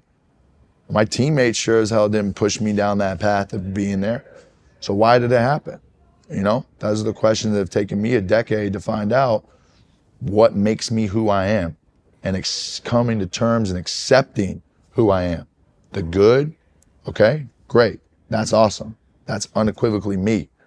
The bad, okay, let's find out and identify what that is and be better bit by bit, day by day, to ensure that what happened in the past ain't gonna happen again moving forward. If Johnny Football persona had never been created, do you still go down that path? Yeah, I do, without a doubt. From that day in Kerrville, you know, from getting to there and being that guy and like getting a rise out of it and getting notoriety and people coming around you. It's fame is it's a drug, it's addictive. Oh, it's a high. You chase the dragon of fame, man. You chase the dragon of clout. And it is very, very addictive. And right. It is a problem that I dealt with in my life. And if you would have asked me in 2014 or 15, I'd have been like, nah. Right. Because for a long time, I didn't see myself as the true level of fame of what I really was. Who dimed you out for that autograph signing? Somebody dimed you out. Somebody got stuck with a lot of merch, a lot of stuff that they couldn't sell. And then from there, they got stuck with maybe like $20,000 worth of product. And the compliance department was cracking down on any autographs that were on eBay and this and that. So they lost their avenue of how to get rid of their product. Right. And they got stuck. And the guy went to the University of Texas, was in Houston. He blew the whistle, and then it all started to crumble down. And it happened quick. If you'd have had somebody behind the scenes working, because Texas A&M is, those boosters, they want what you gave them. You gave them a Heisman Trophy. You almost led them to a national, a national championship. If you'd have had somebody working behind the scenes to say, look, let's keep this kid happy. This is all it's going to take, because you mentioned your dad. You said, told Kevin Sumlin you didn't know anything about this for $3 million. That's a drop in the bucket, considering that you could have made 10. So I'd say, like, for $5 million, he'll stay. Won't ever say a word about this. And you say Kevin Sumlin looked at him like, bro, we're going to keep this train rolling without Johnny. I needed Cliff. I needed Kingsbury for that situation to go in a perfect way. So you needed Cliff to be your offensive coordinator because he left. I needed Cliff to be my offensive coordinator, and I needed Cliff to be that role model in my life when I got too out of whack. Because that first year, my freshman redshirt, my Heisman year, I was skirting the lines a little bit. But every time I started to get here, he went, pull you back. Every time. Focus. And I looked him. From that day he came on that high school field to come look at me and tell me he couldn't offer me, I had a trust with him and a bond with him that I still have to this day. And when he left, fuck, it sucked. I'm looking at this. They say they sold 45 million number 2 Texas A&M Adidas jersey. Maybe 45 million in revenue. 45 million, a lot of jerseys. Texas, well, okay, 45. And so if they gave you, say, here, Johnny, we're going to give you 5%. I'll take 10. Damn, Johnny, 5% is more better than what you get. You're right. Okay, five. But when you see Texas A&M making 45 million in jersey sales, and Johnny Manziel getting $700 in a stipend, that doesn't sit right with you, does it? It didn't. So you start concocting a way how you can get some of that pie. Exactly. I got my pie. But you knew that it was wrong. You knew that you could get yourself in trouble and potentially the university. But at that point in time, what? Yes. I knew that it was against the rules. Okay. I know that I'm putting myself in a position that may not work out well for me or my university. But at that time, once again, going back to selfish Johnny Manziel, I'm thinking about how to get that. How do I get that stipend bumped up? I'm thinking about the money at this point. Like, I don't expect myself, even after winning the Heisman Trophy, to be able to go get drafted. I didn't know if that was a sure thing to go to the NFL draft or be able to make any money. So I know what I needed then. I needed more money. And, with that money that I got as well, I took care of my dogs in the locker room. In a big college locker room, there's dudes in there that sending half their stipend or all their stipend back home, and they're taking 6 to-go boxes out of the athletic facility. They go into the apartment and there's no lights on. You see, and this is what I see, people come from all different walks of life that walk into these locker rooms. Yes. They don't come from Kerrville, Texas, from the suburbs all the time. Yeah. They come from the trenches. Yes. And I bond with people that come from nothing. Me and Mike Evans like this. He's from Galveston, Texas, born on the island. It is no joke down there. Where he's from is a different way of life. And I've seen, because of the sport that I played, how all these people come in from different walks of life. And it's not as peachy as you think it may be. It's not all rainbows and butterflies out there for some of these kids that come in, and it's tough. And I took care of my dogs. Right. All this money didn't just go to me. A lot of it did. But if my boys needed something, they got it. And if I wasn't there, that tab at the club was picked up. Always. Did your parents know you was getting this money? Oh yeah. Cause you breaking them off too, huh?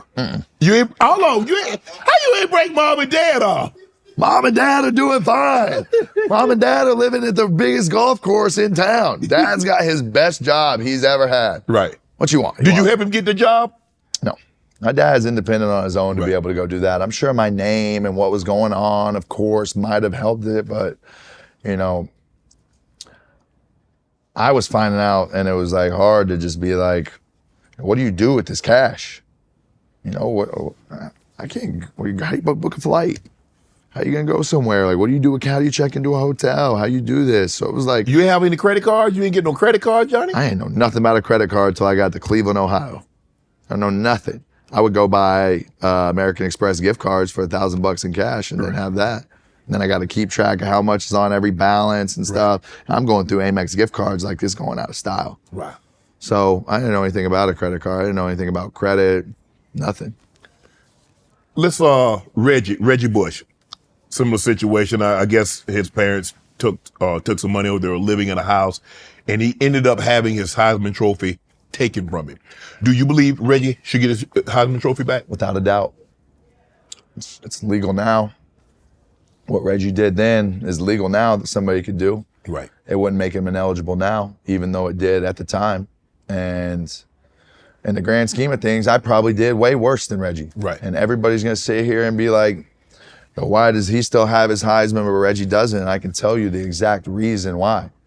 I explained this on Twitter and people didn't really understand it, but the way I was told, because the last 3-4 years, I've been walking back into the Heisman. I've been rallying the boys, talking with the guys. There's chatter, there's chirp going around that nobody in this crew, in this Heisman fraternity, sits right with us, that Reggie ain't up there with us every year. It makes every one of us sitting there, Troy Smith, all these guys that I sit next to on it.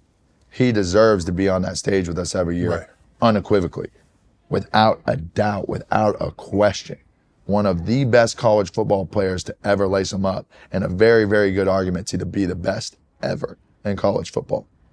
Do you believe he'll get his trophy back? What I've been told is that Reggie can't get his Heisman Trophy back until the NCAA makes his records and his accolades on the field for that year reinstated. Okay. As we know what the NCAA is now, what do you think the chances are that they're going to do the right thing? Not looking likely. Not looking likely, and it's sad.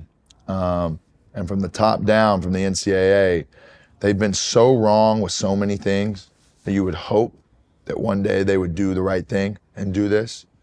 I'm going to continue to do everything that I can in my power, whatever that may be. I'm just the little guy. I'm just the old first freshman to win it. I ain't got the clout like I used to be able to really make that happen. But for what I can in my part, I will always stand on this table right here for Reggie Bush and do anything that I can in my power to make sure that it's possible for him to even get his trophy back. What's your best guess as to why Coach Saban walked away from the game, still coaching at the highest level? I think the NIL has changed everything for what he's known.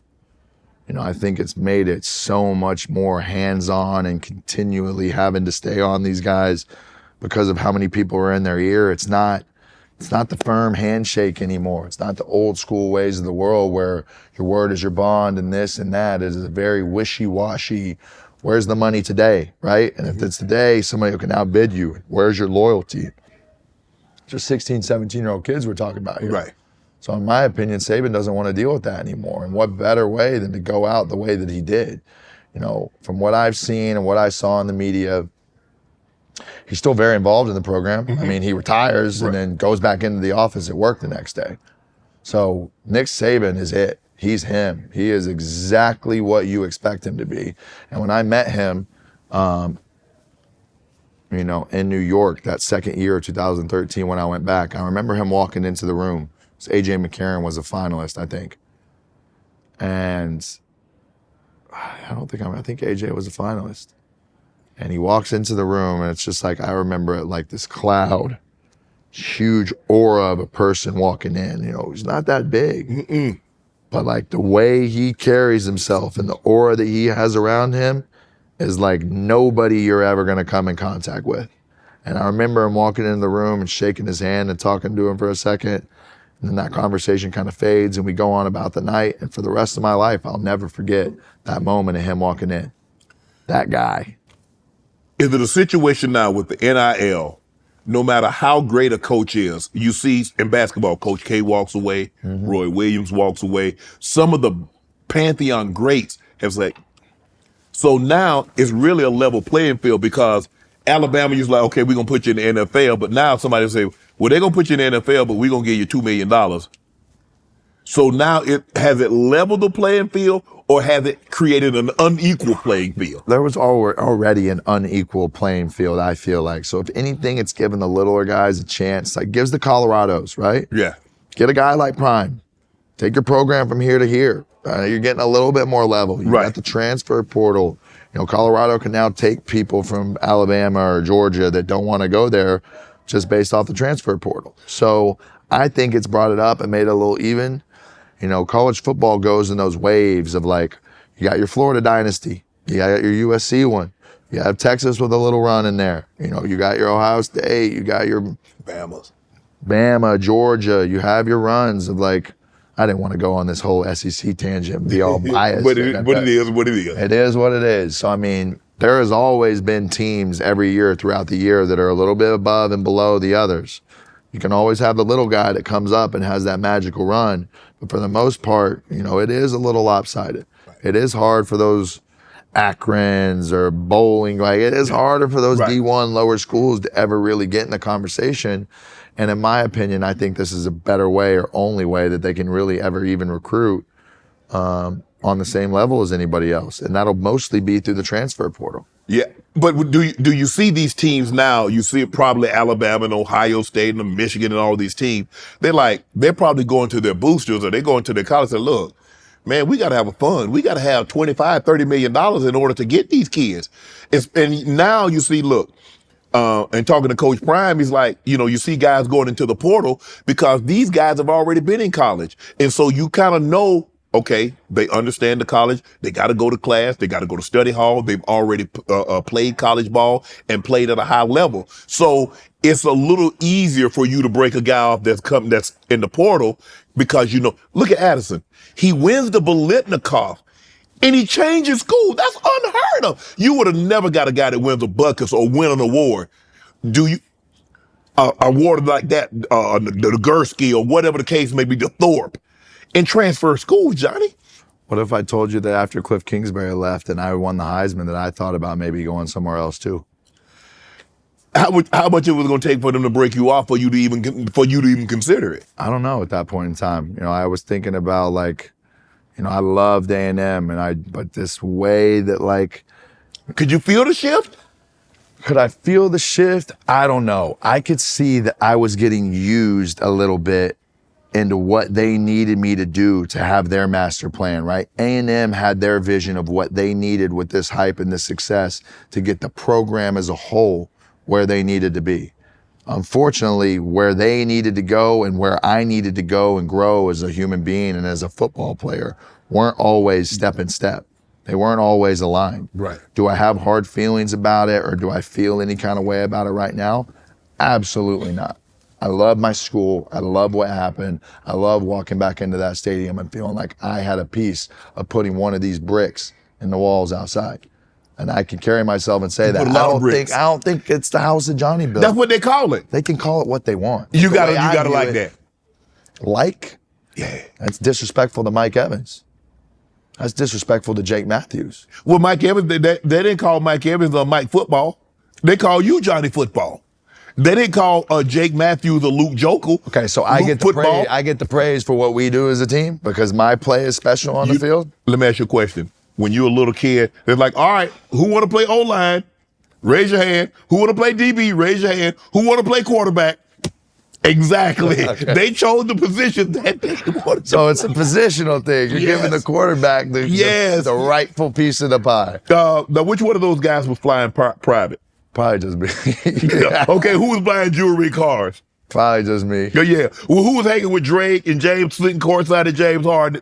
It's definitely just me. See, now you understand it was the house that Johnny built. Okay, so you put it that way, I mean, you ain't never going to get me to admit to it. But help me understand this, John. I'm trying to figure out, how you get suspended for half a game? I mean, that's like, I'm going to suspend you from school, but you don't have to come to first, second, and third, but you get to come fourth, fifth, and sixth. You know what I asked? I asked if I could be suspended for the second half because we'd be up so much in the first half. Right. They said no. I mean, so what was it like knowing that you're not going to play the first half and then you got to come in, you come in cold the second half? Nerve-wracking. Really, really the height of any nerves that I've ever had other than that Bengals game that I started my first game in the NFL. Crazy nervous, so much the first play that we drew up this beautiful bunch formation with the outside motion coming in, and we knew we were going to get him in the trail, and we knew it'd split. Right. We knew we'd do the scissor off in quarters. He's going to take that corner for sure, and we're going to bust right down the middle. I catch the ball, I take 3 steps, and I'm seeing red at this point. And I drop back, and the line opens up, and I just see this one linebacker, and I'm just looking at him dead in the eyes and like, I'm not even seeing nothing back here. Right. Me and you, come on. That was how I started my games in college.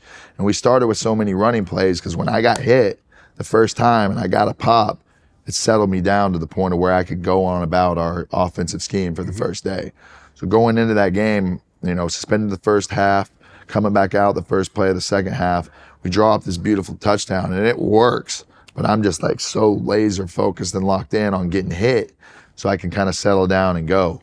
And that half went fine. I don't think we played very good football because it's hard to get that, flow going when you're not playing in the first half and you just come in the second. But really, really almost the pinnacle of my nerves of college football in that setting. But Johnny, you kept signing autographs. You kept partying. Did you feel those things helped you? I mean, did you feel that you functioned and you played better while doing those things? Okay, that's a great question. That's a really good question, because at that point in time in my life, I felt like the harder I partied, the better that I played. How? My freshman year. Tuesdays were beer with the baseball boys at the house playing games, and Thursdays were hitting Northgate, going to the town. Drunk as you could get with all the dogs. Friday was the walkthrough. I go to the walkthrough at 10 a.m. in the morning, dying. Smelling like a liquor store. Like a liquor store. And then I would go through that walkthrough, and you can ask anybody that was on that team, and I hit those walkthroughs hard. Right. Hand in the fake, I'm taking off down the sideline for 20, 30 yards, running back. I'm sweating it out. You try to sweat it out. Oh, yeah. Then we get on the plane. Right.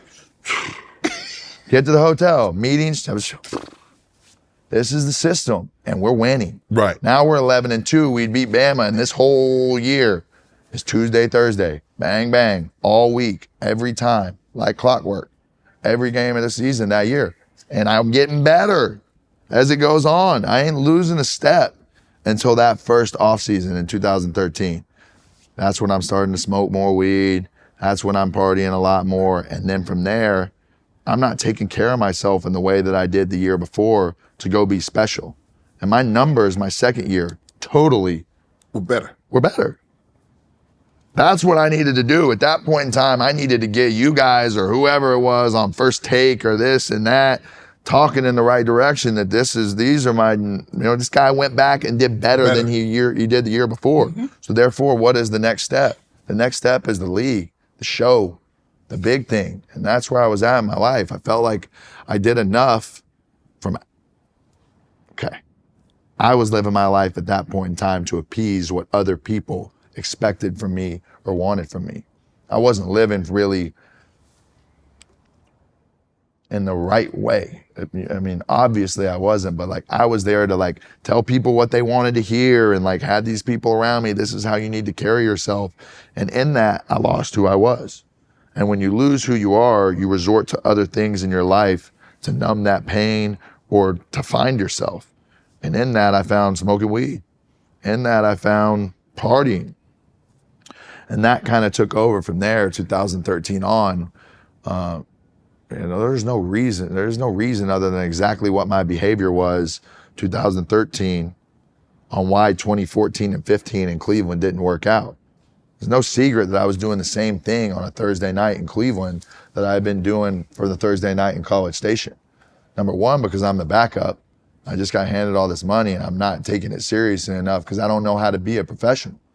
I had no idea. Now I get thrown into this organization with the head coach that wants nothing to do with me from the day that I get there. With the defensive staff that our first day of offensive install, day one, they're running 6 DBs on the field in practice. I can't even point a fucking mic. I ain't never taken a snap under center. But Jimmy O'Neal or whatever and Mike Pettin are going to come out to the field and throw fucking 8 DBs on the field the first day of an install? Talk about your confidence getting busted quick. Now I feel like I can't do what I was great at in Cleveland.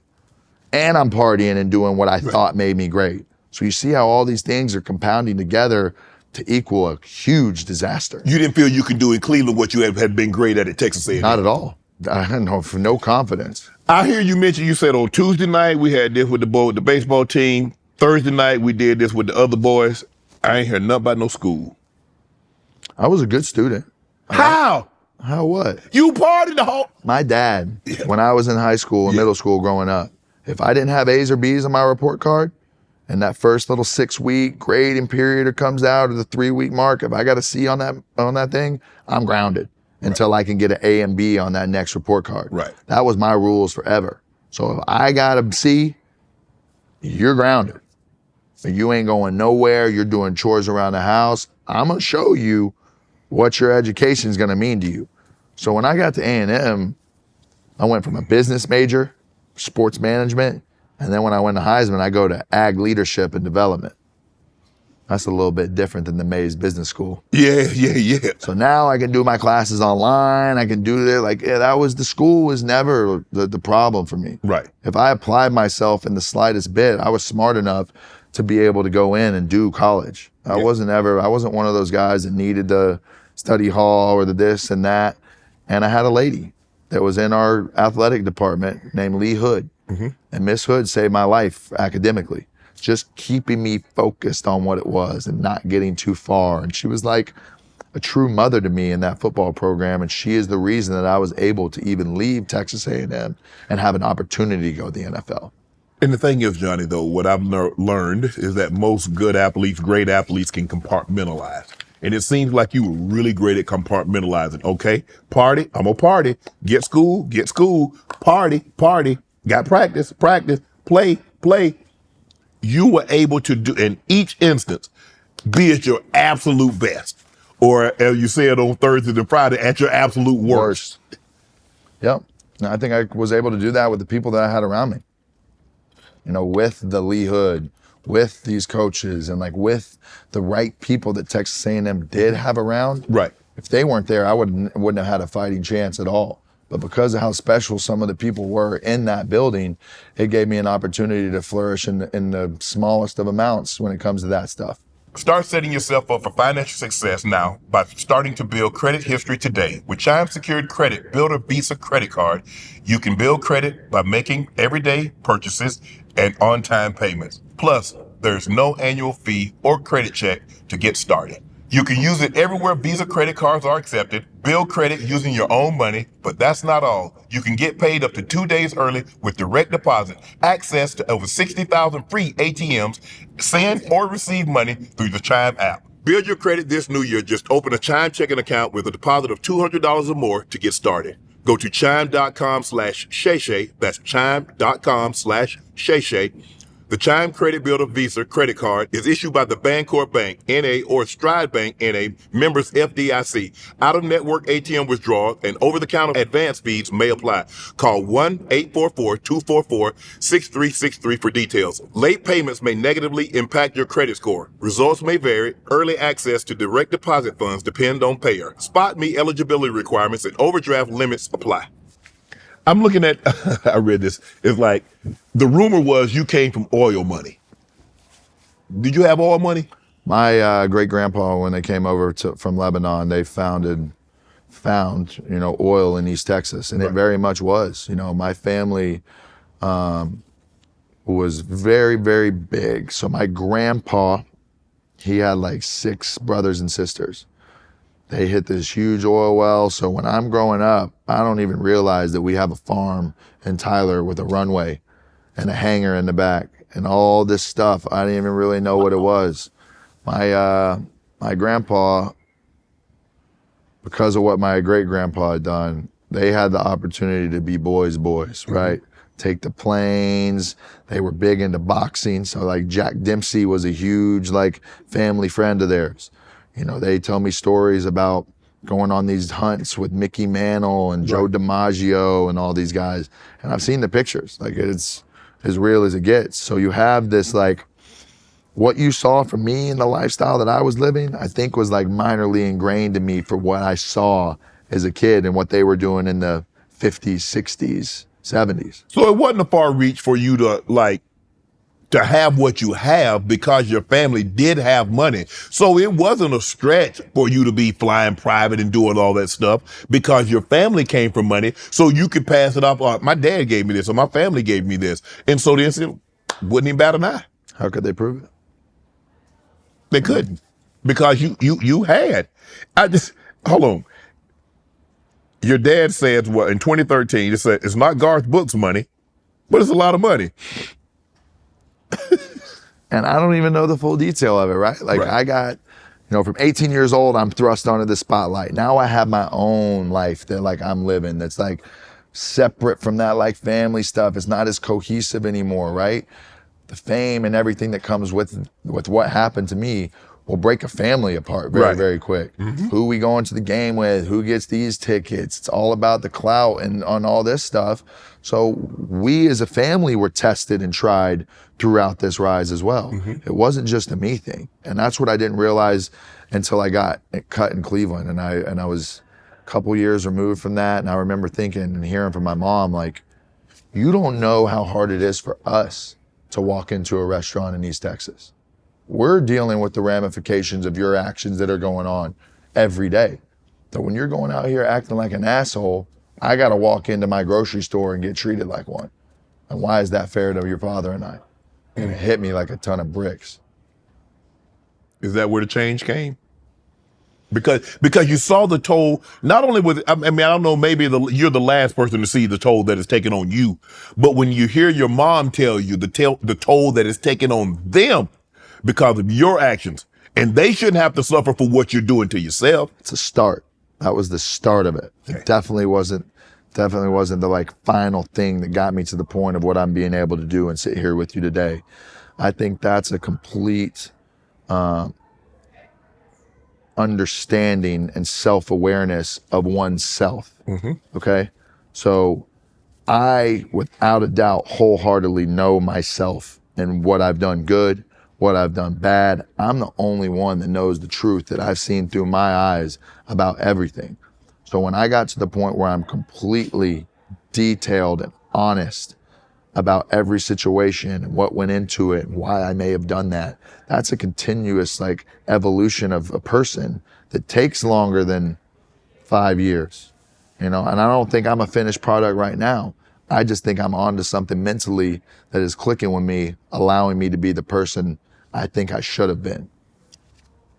Is this all you, or was therapy involved? A lot of self-therapy. I mean, a lot of times. And I mean, 2014, after my first season, I went and spent 3 months in rehab in Reading, Pennsylvania. And I didn't have a normal off season. I didn't get to I needed to work on myself. And at this time, I learned a lot through that. And continuously learned as I went on. And this is a, collection of 10 years of not therapy every day, not therapy every week, but a lot of it is with yourself. You have to know who you are. Correct. You know who you are. You know what you do good. You know what you do bad. You know what you need your team for over here to help you with. Correct. To make you the best version of yourself. And for a long time, I've been independent in the sense that I feel like I can do it all by myself. When in reality, I need family. You need a team. I need friends. I need my team of people who want nothing from me, who want nothing but the best and love for me, and people that I can trust. Because a lot of time in the past, I didn't have people around me that I could trust really genuinely, truly looking out for my best interests. Johnny, you mentioned that you partied, you like to drink alcohol. Was there heavier drugs involved other than alcohol and marijuana? Oh yeah, 100%. In college? No. Once you got to the league? Yes. That's when the real hiding and reclusing started. And man, I've given Cleveland a really, really hard time. And I think it's all more situation than it is really the city itself. Being in a fishbowl city like College Station ate me up because I couldn't move. I couldn't park my car the wrong way. I couldn't do anything. I was always spotlight. Yeah, you couldn't. And then I go to Cleveland, I sign with LeBron and Mav and them, and now LeBron comes back and I'm under LeBron's wing. So now this heat lamp's even hotter on me. I'm not playing. I don't got confidence on the field. And now I'm taking out my anger on my day-to-day interaction, my team. I'm struggling, but not letting anybody know. Right. So my whole gripe with Cleveland is not really anything as what I've made it to be. And I think that's just a bitterness of how things went and me not realizing that I did it to myself for a long point in time. Do you remember the first time you tried hard drugs? Oh yeah. Yeah, for sure. What was it about it that made you try it? Did you think because I'm Johnny Football, I can handle this? I can do something that no one else has been able to do. Do a hard drug and be able to still function and do everything I need to do, even though I tried this. Okay, that persona that I had on the football field of being able to have that confidence translated over into the party scene as well. I'm the guy, right, just like I am on the field, in the club, in the streets. So it's all in front of you if you want it and you're hanging around the wrong circles. It ain't hard to find at all. Right. So, you get around people who you think you look up to or this or that, and then it just goes. And then it kind of goes and it snowballs and it keeps getting worse. And you go from cocaine to Oxycontin to Percocets to I look at the mushrooms as a different thing now. That's not a good thing to say, but the harder drugs, the drugs that tear you down. I never did anything with needles. Never did anything like that. But the Coke and the Oxys and the Percocet were very, very tumultuous in my life and like popped their head, especially the days of wandering around the Hollywood Hills. And it makes sense why you see me so sporadic. And like, I was 210 pounds when I left Cleveland. I was 170 pounds sitting in Vegas that August, that September, October, whatever it was later in that year. 40? How you lose 40 pounds? You're on a strict diet of blow. Oh, I was about to say, you don't want either one of them. I mean, you lose 40 pounds in that length of time, you're on crack. Or Ozempic. So that's the new thing now. Touche. You're right about that, bro. And at that point in time, man, I would look in a mirror and I didn't see myself any different than when I was in Cleveland. Really? Until I stepped on a scale at the Cosmopolitan Hotel in Las Vegas, I didn't realize I had lost 40 pounds. Wow. At all. And people were hitting me up like this, and I remember these pictures came out, and I was like, damn, what am I doing? Whatever, we'll figure that out later. Let's go again. Let's go there. So as an athlete, you're very competitive. When you do drugs, do you still have that competitive nature? Like when you with your boys, you're like, shh, man, I ain't finna let you one up me. You can't. I'm a tank when it comes to the party. I mean, I could party, we hang with the best of them. Like, I ain't saying that to brag. It's not something to really sit it's here the truth. And glorify, but it's true. You put somebody that you think in your life can really go that distance with the Henny or with the drugs or whatever you want. I'm gonna go 12 rounds with you. I mean, Johnny, you a small man, bro. I'm a little thick, I guess. So Drake does a song, Draft Day. What was it like to hear Drake mention you in a song? And what was it like hanging out with Drake? He's one of the biggest celebs in the world. And here's a young college kid that's hanging out with him. Yeah, I remember when I went to Toronto for the first time and my mom called me and I could hear the worry in her voice. Where are you? Toronto? Canada? You even have a passport? I'm like, yeah, I took it from the safe last week when I came by the house. So like, my relationship with Drake is one that changed my life for the better forever, still to this day. Mm-hmm. A pillar of my life. And from the first day I met him, the first day we talked, our relationship has been pretty constant. And he rides for me as hard as anybody ever has in my life. And I'm thankful for him. I appreciate him. Mm-hmm. And, I try to let him know whenever I'm with him how much his relationship means to me, mm-hmm. and how much our friendship means. And like, it's the coolest thing in the world to me, from that kid in Kerrville, Texas, to be able to sit there and walk out on the draft, Radio City Music Hall, and there ain't no song playing that you like. It's my song about the day that's happening now. Chills. Right. But what do you think when people say, man, Drake cursed you? Because, there's this thing that say that Drake has a curse, that anybody that's doing well, if Drake all of a sudden likes him, they're going to lose. Who believes in curses like that? That guy's the most positive energy, great aura. Maybe he picks wrong sometimes in the teams or whatever right. it is, or his bets, but that's his life, mm-hmm. right? There is no curse. Right. That's to each his own. If I handle my business in the proper way, I make him proud. Right. Right? Our relationship changes. There's a lot of people that I let down. And I truly feel like him and LeBron at a point in time were people that I really, really let down. You mentioned that that LeBron and Mab, you signed with LeBron and Mab, and there are people saying Johnny Manziel will be bigger than LeBron James in Cleveland. I think that person is Skip Bayless.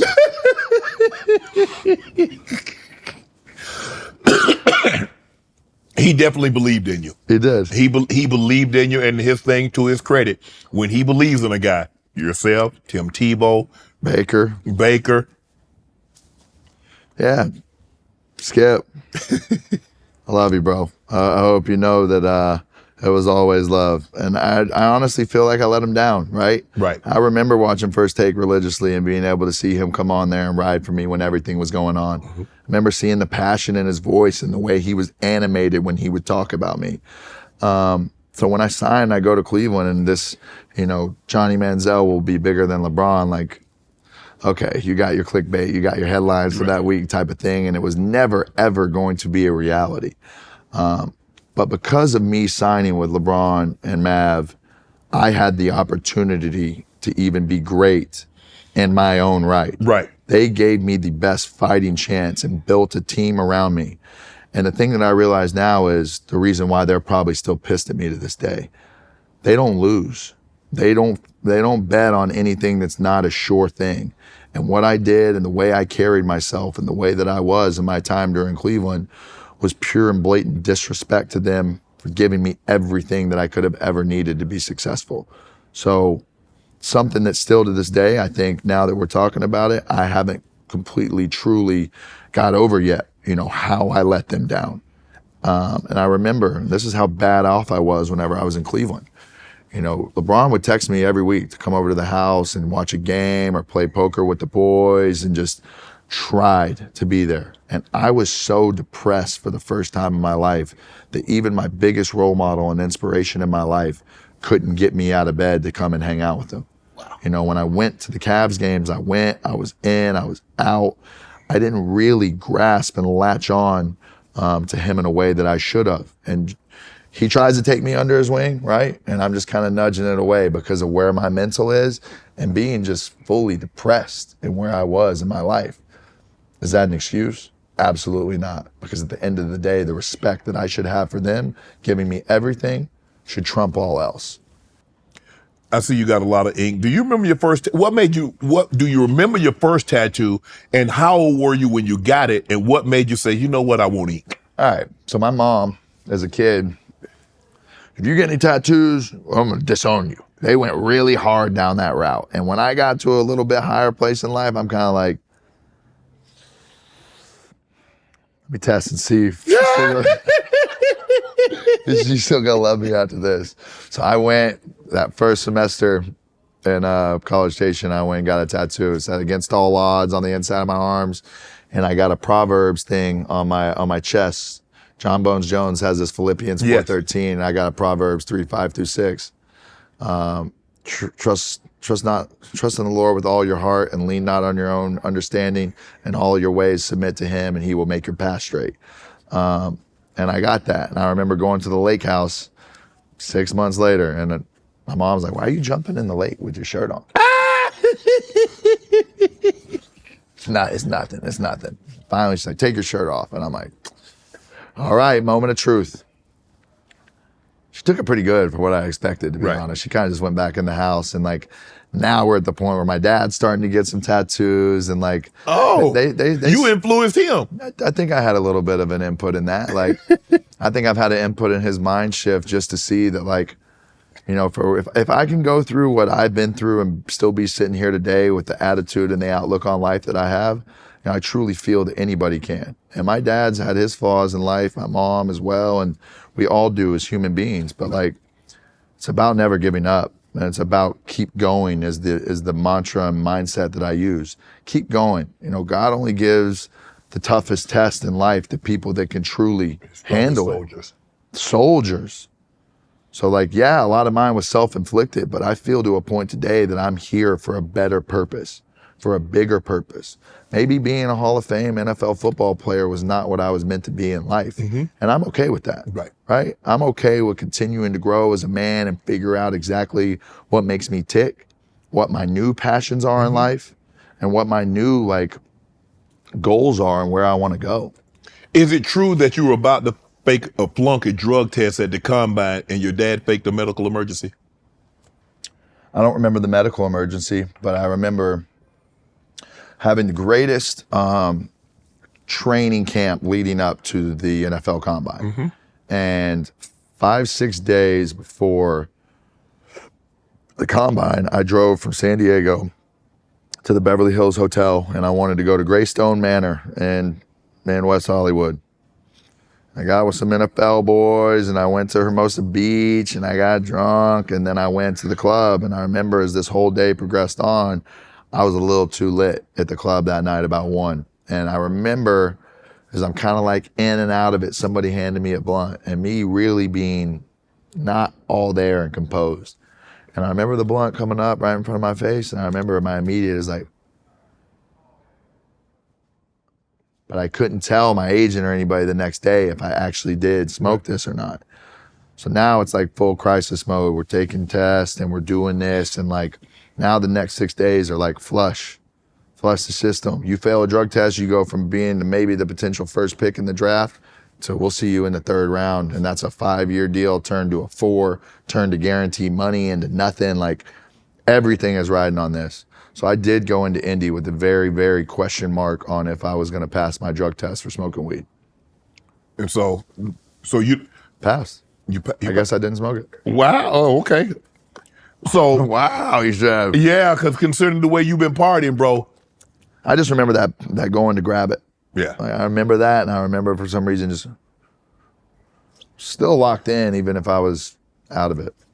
When you were coming out, there was a comparison because of your ability to dual threat, to run and throw the football. You got compared to a little bit of RG3, a little bit of Russell Wilson. Did you like those comparisons? I like the Brett Favre comparisons the most, I think, because Brett shaped the way of what I wanted to be as a quarterback. Right.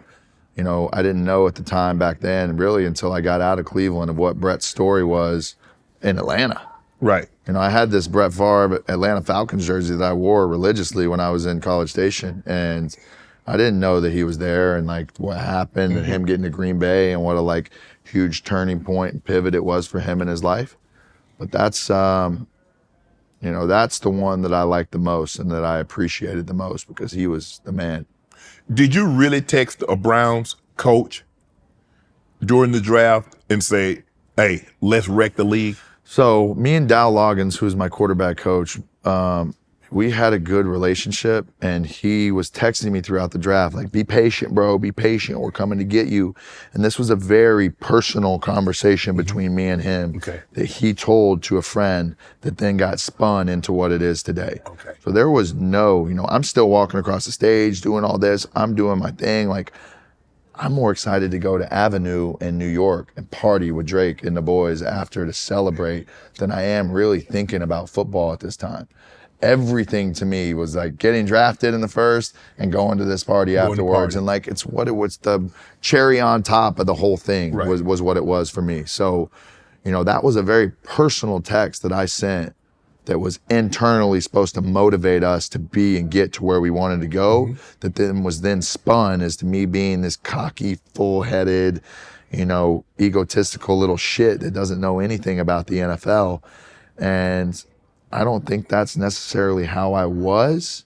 Now you can ask Andrew Hawkins or Joe Thomas or Joe Hayden or, you know, the legends in the building that we had with us, and they would probably tell you that I was carrying myself like that.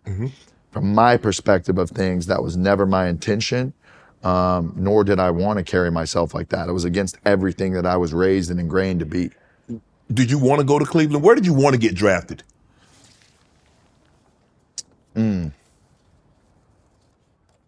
Where did I want to get drafted? Yeah. Probably Dallas. Better. I love Jerry. I loved getting a chance to go to sporting events in that stadium and cross in circles with him. I loved getting the opportunity as a college Texas A&M kid to walk into that box and like rub shoulders with the honcho. Yeah. The guy. Yeah. So like I loved that. And 16th pick of that draft was Dallas. And I remember the anticipation in Radio City when that pick was coming up, and I had my fingers crossed under that table the entire time. Please, let me go put that star on my helmet. Looking back now, thank God that it didn't happen, because I wouldn't be sitting here today. You're saying that you wanted to go to Dallas, you were hoping Dallas draft you, but you said you're glad you didn't go to Dallas because?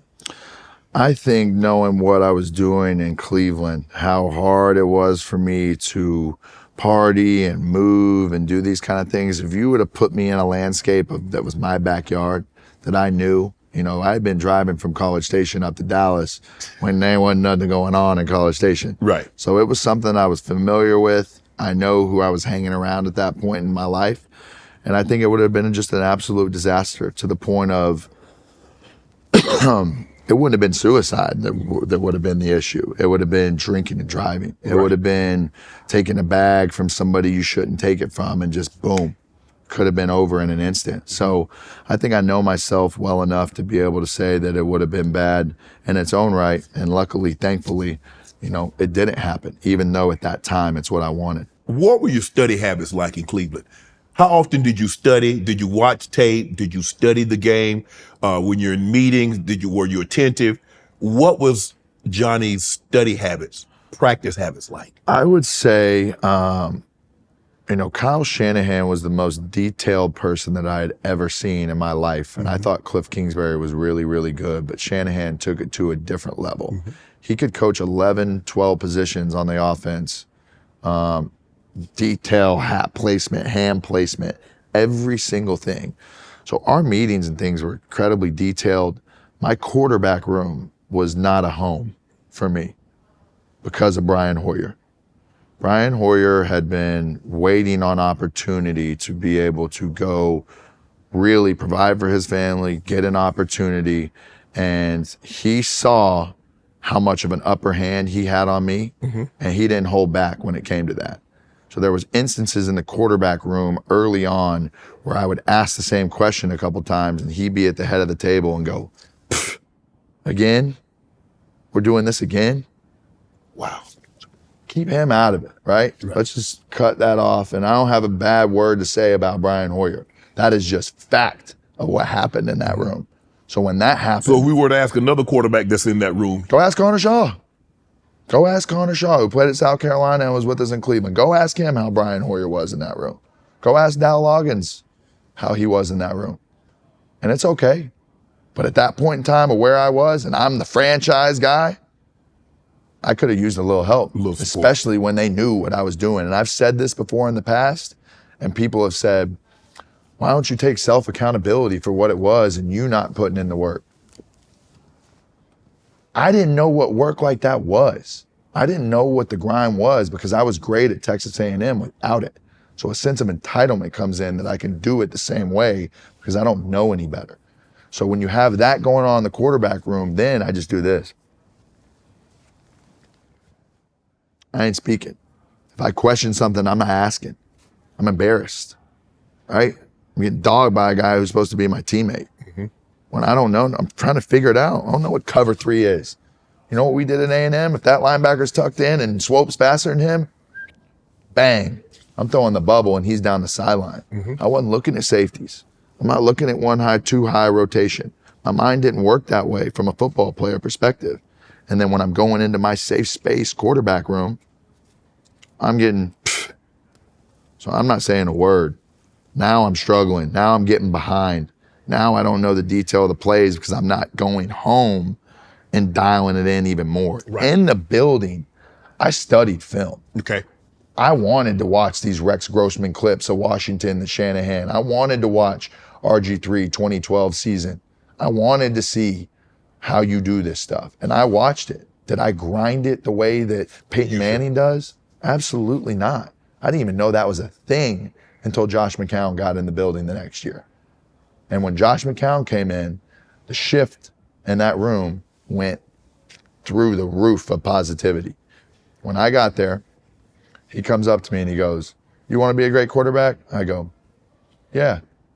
He goes, "Tie a string to the end of my backpack and you can follow me around wherever you want and I'll show you what it takes to really be a quarterback in the NFL." Now when that goes to the practice field and we're out there and we're dialing in these bang eights, we're throwing the comeback. McCown's sitting there like, "You can fucking do this. I can't make that throw, but you can." What do you think that does for a second-year player's confidence? Through the roof. Through the roof. Now our team as a whole is not the same. Our organization, in a sense, inside the building is still incredibly dysfunctional. But for those first 10, 12 weeks of the season in 2015, we're not winning. We only win 2 games that year. But me as a football player, I'm growing. John DeFilippo, who's our offensive coordinator, we're growing together. His energy in the room and what it is positive. And it's me, Josh McCown, and Connor Shaw again. And there is a huge shift in that quarterback room that next year. And I start to get confidence and I start to do this. And then life happens to me again to where I'm not taking care of myself. And I'm frustrated in the building. And I'll never forget, probably about week 13 or 14 of the season, I'm walking out of Coach Pettin's office, or I'm upstairs in the where the coaches' offices are in Cleveland. And I walk by Jimmy O'Neill's office, and he's like, "Hey, Johnny, come in here for a sec." I'm like, "Oh, it's our defensive coordinator." I'm like, "What's up, coach?" And I'm chill with everybody. Like, I'm upbeat. That's just how I am. And he's like, he's sitting back at his desk. Kind of got his foot up, and he goes, "We'd be a really good football player if you got your head out of your ass." And I'm like, so caught off guard. Now this confidence that I'm building is immediately just, I don't know if he meant it in a way, or just like, you're 2-12 and your team is struggling and you're like, looking to ways to vent or whatever it was. But this happened. And when I left that office and I went back down to the quarterback room, I was white as a ghost. So white that Josh McCown looked at me just like you are and was like, "What happened?" And I'm like stuttering through this story, and Josh McCown gets up out of his seat and walks straight up to that fucking office. Now, what was said, I don't exactly know what it is, but when he came back in that room, he was pissed. He said, "You don't do that. In this league with a young guy and somebody like you just don't build him up. You can't break his confidence." Break me in half. And from there, I was broken. I didn't give a fuck. I didn't care about that team. I didn't care about that, what my role was. And there's no excuse. All of these things led up to be the perfect failure. And at the end of the day, it's on my shoulders. But when you're starting to get a little momentum and you get broken like that, that's when the running to Vegas happened and me missing the last game of the season. That's when the wig story comes out, and when I'm really like running 2-3 weeks after this. When this happened, I go straight home. I go straight to my basement. I get the biggest bottle of Hennessy out of the bottom of the drawer, and now I'm sitting in the basement. I'm listening to Future every second, every day. I'm partying by myself just to try and like get out of this reality of a situation that I'm living in, with a head coach that wants nothing to do with me, with a DC who's saying if I get my head out of my ass, we'll have a chance. Just this whole perfect storm of just like, fuck this. And when that happened, I was done. What was your relationship like with Josh Gordon? You had a guy, and we know he's had his issues, his struggles, very similar to what you're sharing with us right now. What was your relationship with Josh? Great. I saw a side of Josh that the rest of the world didn't get to see.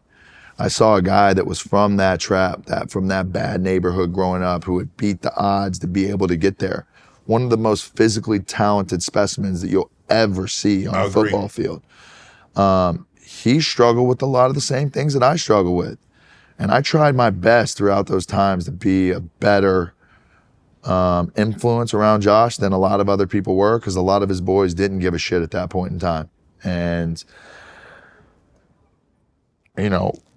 should I have done things differently in our relationship to not, sway him certain ways? Because I think I definitely had the juice. We didn't do drugs together. You didn't do drugs? We didn't do drugs together. He would, he loved the weed, man. He loved it. And when he would come over to my apartment, all he ever wanted to do was roll it and put it on the counter. He just wanted to be included on the whole thing, right, which is the way his mind kind of worked. But he never smoked around me. He never, we went on trips together. We went to Aspen. We went everywhere. Like, JG was my dog to the core.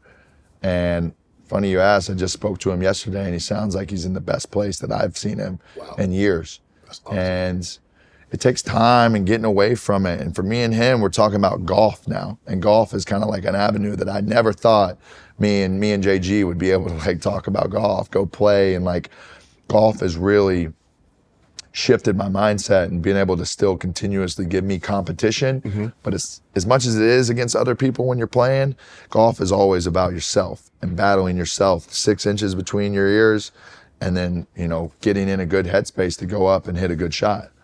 John, I want to get you out on here. You mentioned that once you left Cleveland, that you contemplated suicide and you spent all your money. Clearly, that's the lowest point of your life. Was it a culmination of, I'm not where I thought I would be as far as in the NFL? You're in the NFL, but you're not playing, and you feel you're not getting the support that you need or deserves in order for Johnny to be Johnny, because sometimes you need somebody, just a little support. You need somebody to say, Johnny, hey, bro, you can do this, pat you on the back instead of kick you in the butt all the time? When did you know? So what happened when you're contemplating taking your own life? It's different. It's not that I don't have the support. It's not that I don't have the team, because at that point in time, I had every single person you could ever think trying to reach out. And I'm just blocking people at every single turn. And I think for me, it was something I didn't find out until I went to play in Canada again. I remember having this feeling in Cleveland that I didn't love football, okay? But it was a feeling. And when I didn't play for a while and I'm out of the league and I'm trying to get back in, I ended up going to Canada. And when I walked into that locker room for the first time and walked out on a practice football field, every single feeling that I had felt in that Cleveland locker room came back to me in that Canadian locker room. And I knew right then and there that I didn't truly, truly love this game to the point of where I need to do what I need to do to be successful. So the suicide thing comes in when you look at life and you say, I fucked up the biggest golden opportunity that you could have ever imagined. And this is where I think whenever you said what you said about the fan-controlled football league, it is sad, Shannon. What you said on that day is exactly right. It is sad to watch a guy who had all the potential in the world, all the opportunity, all the resources and team around him, and he still goes, fuck that. But what if I told you today that I don't think that I loved what I was doing enough to ever get into the mix of doing it the right way? I went through that period with Josh McCown where we did it, but like it never was like over the top. And I'm not in the gym, I'm not grinding, I'm not doing the things that I did back in the day that made me great. So now I realize that I didn't love the game of football like that. I just happened to be immensely talented at it. I happened to have great teammates around me, great coaches, great perfect storm to be able to get me to walk across that hall at Radio City Music Hall, walk across that stage. So that feeling came back in Canada. I realized I don't love the game. And then when the game's gone from you, there's a huge transition, and every guy will tell you what the transition is to figuring out your identity and who you are as a person. And I truly feel like from 2017 on, that's 7 years, that's what I've been doing. And my mission has been to try and stay away, get a little bit of this hype off me, and just live and find out about life. To be a great uncle, to be a great brother, to be a great son, to be a great role model for Texas A&M, to be a great alumni, a leader, to be a great resource for my guys who play at Texas A&M. And these are all things that I'm trying to do moving forward that I've completely neglected in the past. If I could say, Johnny, you could go back, what would probably be one of the two things that you wish you could do over? If I could go back to a certain point in time, I would drop myself right after that in the locker room of the Oklahoma game in the Cotton Bowl. Knowing what I know now, I would have known how to handle myself. I would have known how important and imperative it is to be a better teammate than just numbers on a field on Saturday. There's something to be said about how your guys ride for you when you're doing the right things in the building. And that 2013 year for us at Texas A&M, a lot of internal problems were happening because their leader is distracted. Their horse that makes this whole carriage go is fucked up. And the shame that I have for letting guys down like Cedric Aboye and Jake Matthews and Mike Evans is the same shame that I carry with me to this day about letting down Joe Thomas as a guy who's in the end of his Hall of Fame career and is looking for somebody to come in and lead this team, and then you get me. It's tough, it's embarrassing.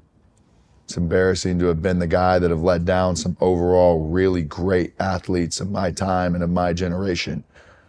Something I carry hopefully with my head high right now, but at the same time, internally, I know it eats me alive because they did more for me than I gave in return to them. And what a shallow, kind of selfish way of life that I was living at that point in time. And I have a lot of regret. I regret wasting a couple of Joe Thomas's last years in Cleveland. I regret disrespecting LeBron and not taking advantage of that situation. That's making sure what it meant to me. Showing him that I give a fuck enough to just do what's right, to listen to Mav and listen to the team they built around me. You know, it fucks me up that I messed up our second year at Texas A&M and we went 7-4 or whatever, because that was our chance to win a national title. You had a monster game against Duke. Had a cool game against Duke. One that was like a legendary kind of tale on it, but like I almost wish to this day that we lost that game because I would have came back. Right. So us having that legendary run against a bowl game that's kind of like, kind of wish we would have lost, because then I would have came back with a vengeance. And I probably wouldn't have got drafted because I would have gotten in trouble. Right. But it doesn't sit right with me, certain things. And those are three things. How I wasted my 2013 season, how I treated the legends in that building in Cleveland, and how I treated LeBron and Mav. And, you know, from there I can even take it a step further and say in 2016, I don't think I treated Drake the way that I should have, with representing the clothes that I was wearing and his OVO brand and his label and everything.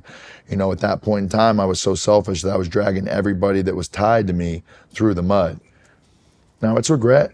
I'm not harboring on this in any kind of way. I'm just calling it exactly what it is in the way that I feel about it. And, you know, I owe those people an apology. And hopefully one day down the line, I'll be able to have the opportunity as a man to be able to look them in the eye and be able to do that. I understand. This is my last question for you. I understand what that win in Tuscaloosa did for your career.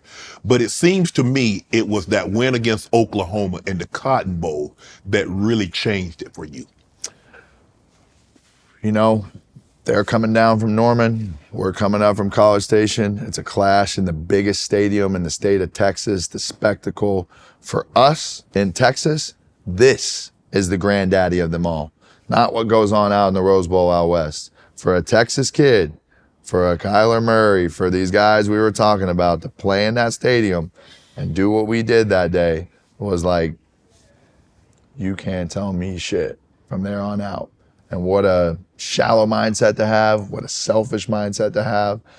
But being a Texas kid is almost feeling like one of those real big dreams and pillars of your life has been accomplished. And I didn't treat people the right way after that, and it's unfortunate. As we sit here today, how is Johnny Manziel doing? Probably the happiest I've ever been in my life. And I think I went through a period of time after the documentary came out where I maybe acted a little bit like I did in the past. And it's easy to let ego and fame and stuff kind of creep back in. And what I've done now since really, you know, December-ish, you know, it's new, 3 months, but I've insulated myself in a way with a team that I can trust, people that I love, that are doing nothing but looking out for my best wishes, best regards. They know me. They're not letting me cheat. They're holding me accountable. And it's not going to happen overnight. It is going to be a slow, gradual process to get to who I want to be as a man. But in my opinion, sitting here today with you, enjoying the hell out of this conversation, I feel like I'm on the right path to where I need to go. And as Johnny Manziel, not as Johnny Football. You were once married, and this is the last one. You were once married. Could you see yourself being married again, or is there someone in Johnny Manziel's life that's keeping Johnny grounded? Nope. It is my friends right now, my family. You know, it is my 2 nieces with a 3rd one on the way that I talk to every single day on FaceTime that are really my reason why I'm still here. Right. And a huge reason of my success is based off my sister and my mother and my father and my true core friends and my team I have around me. So the love will come when it comes, but for right now, I'm focused on getting a bag, taking care of my money, getting back to where I need to be, being the best brother, being the best uncle, and being there for my family and my university in a way I need to be to make people proud that I want to make proud. I don't want to continuously keep letting people down when I feel like I'm destined for bigger, greater things than that in life. I am so proud that you're sitting here today and you found your reason to live. Johnny Manziel, ladies and gentlemen. All my life, been grinding all my life. Sacrifice, hustle, pay the price.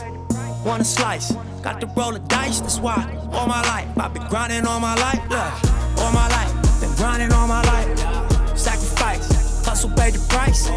Want a slice, got to roll the dice.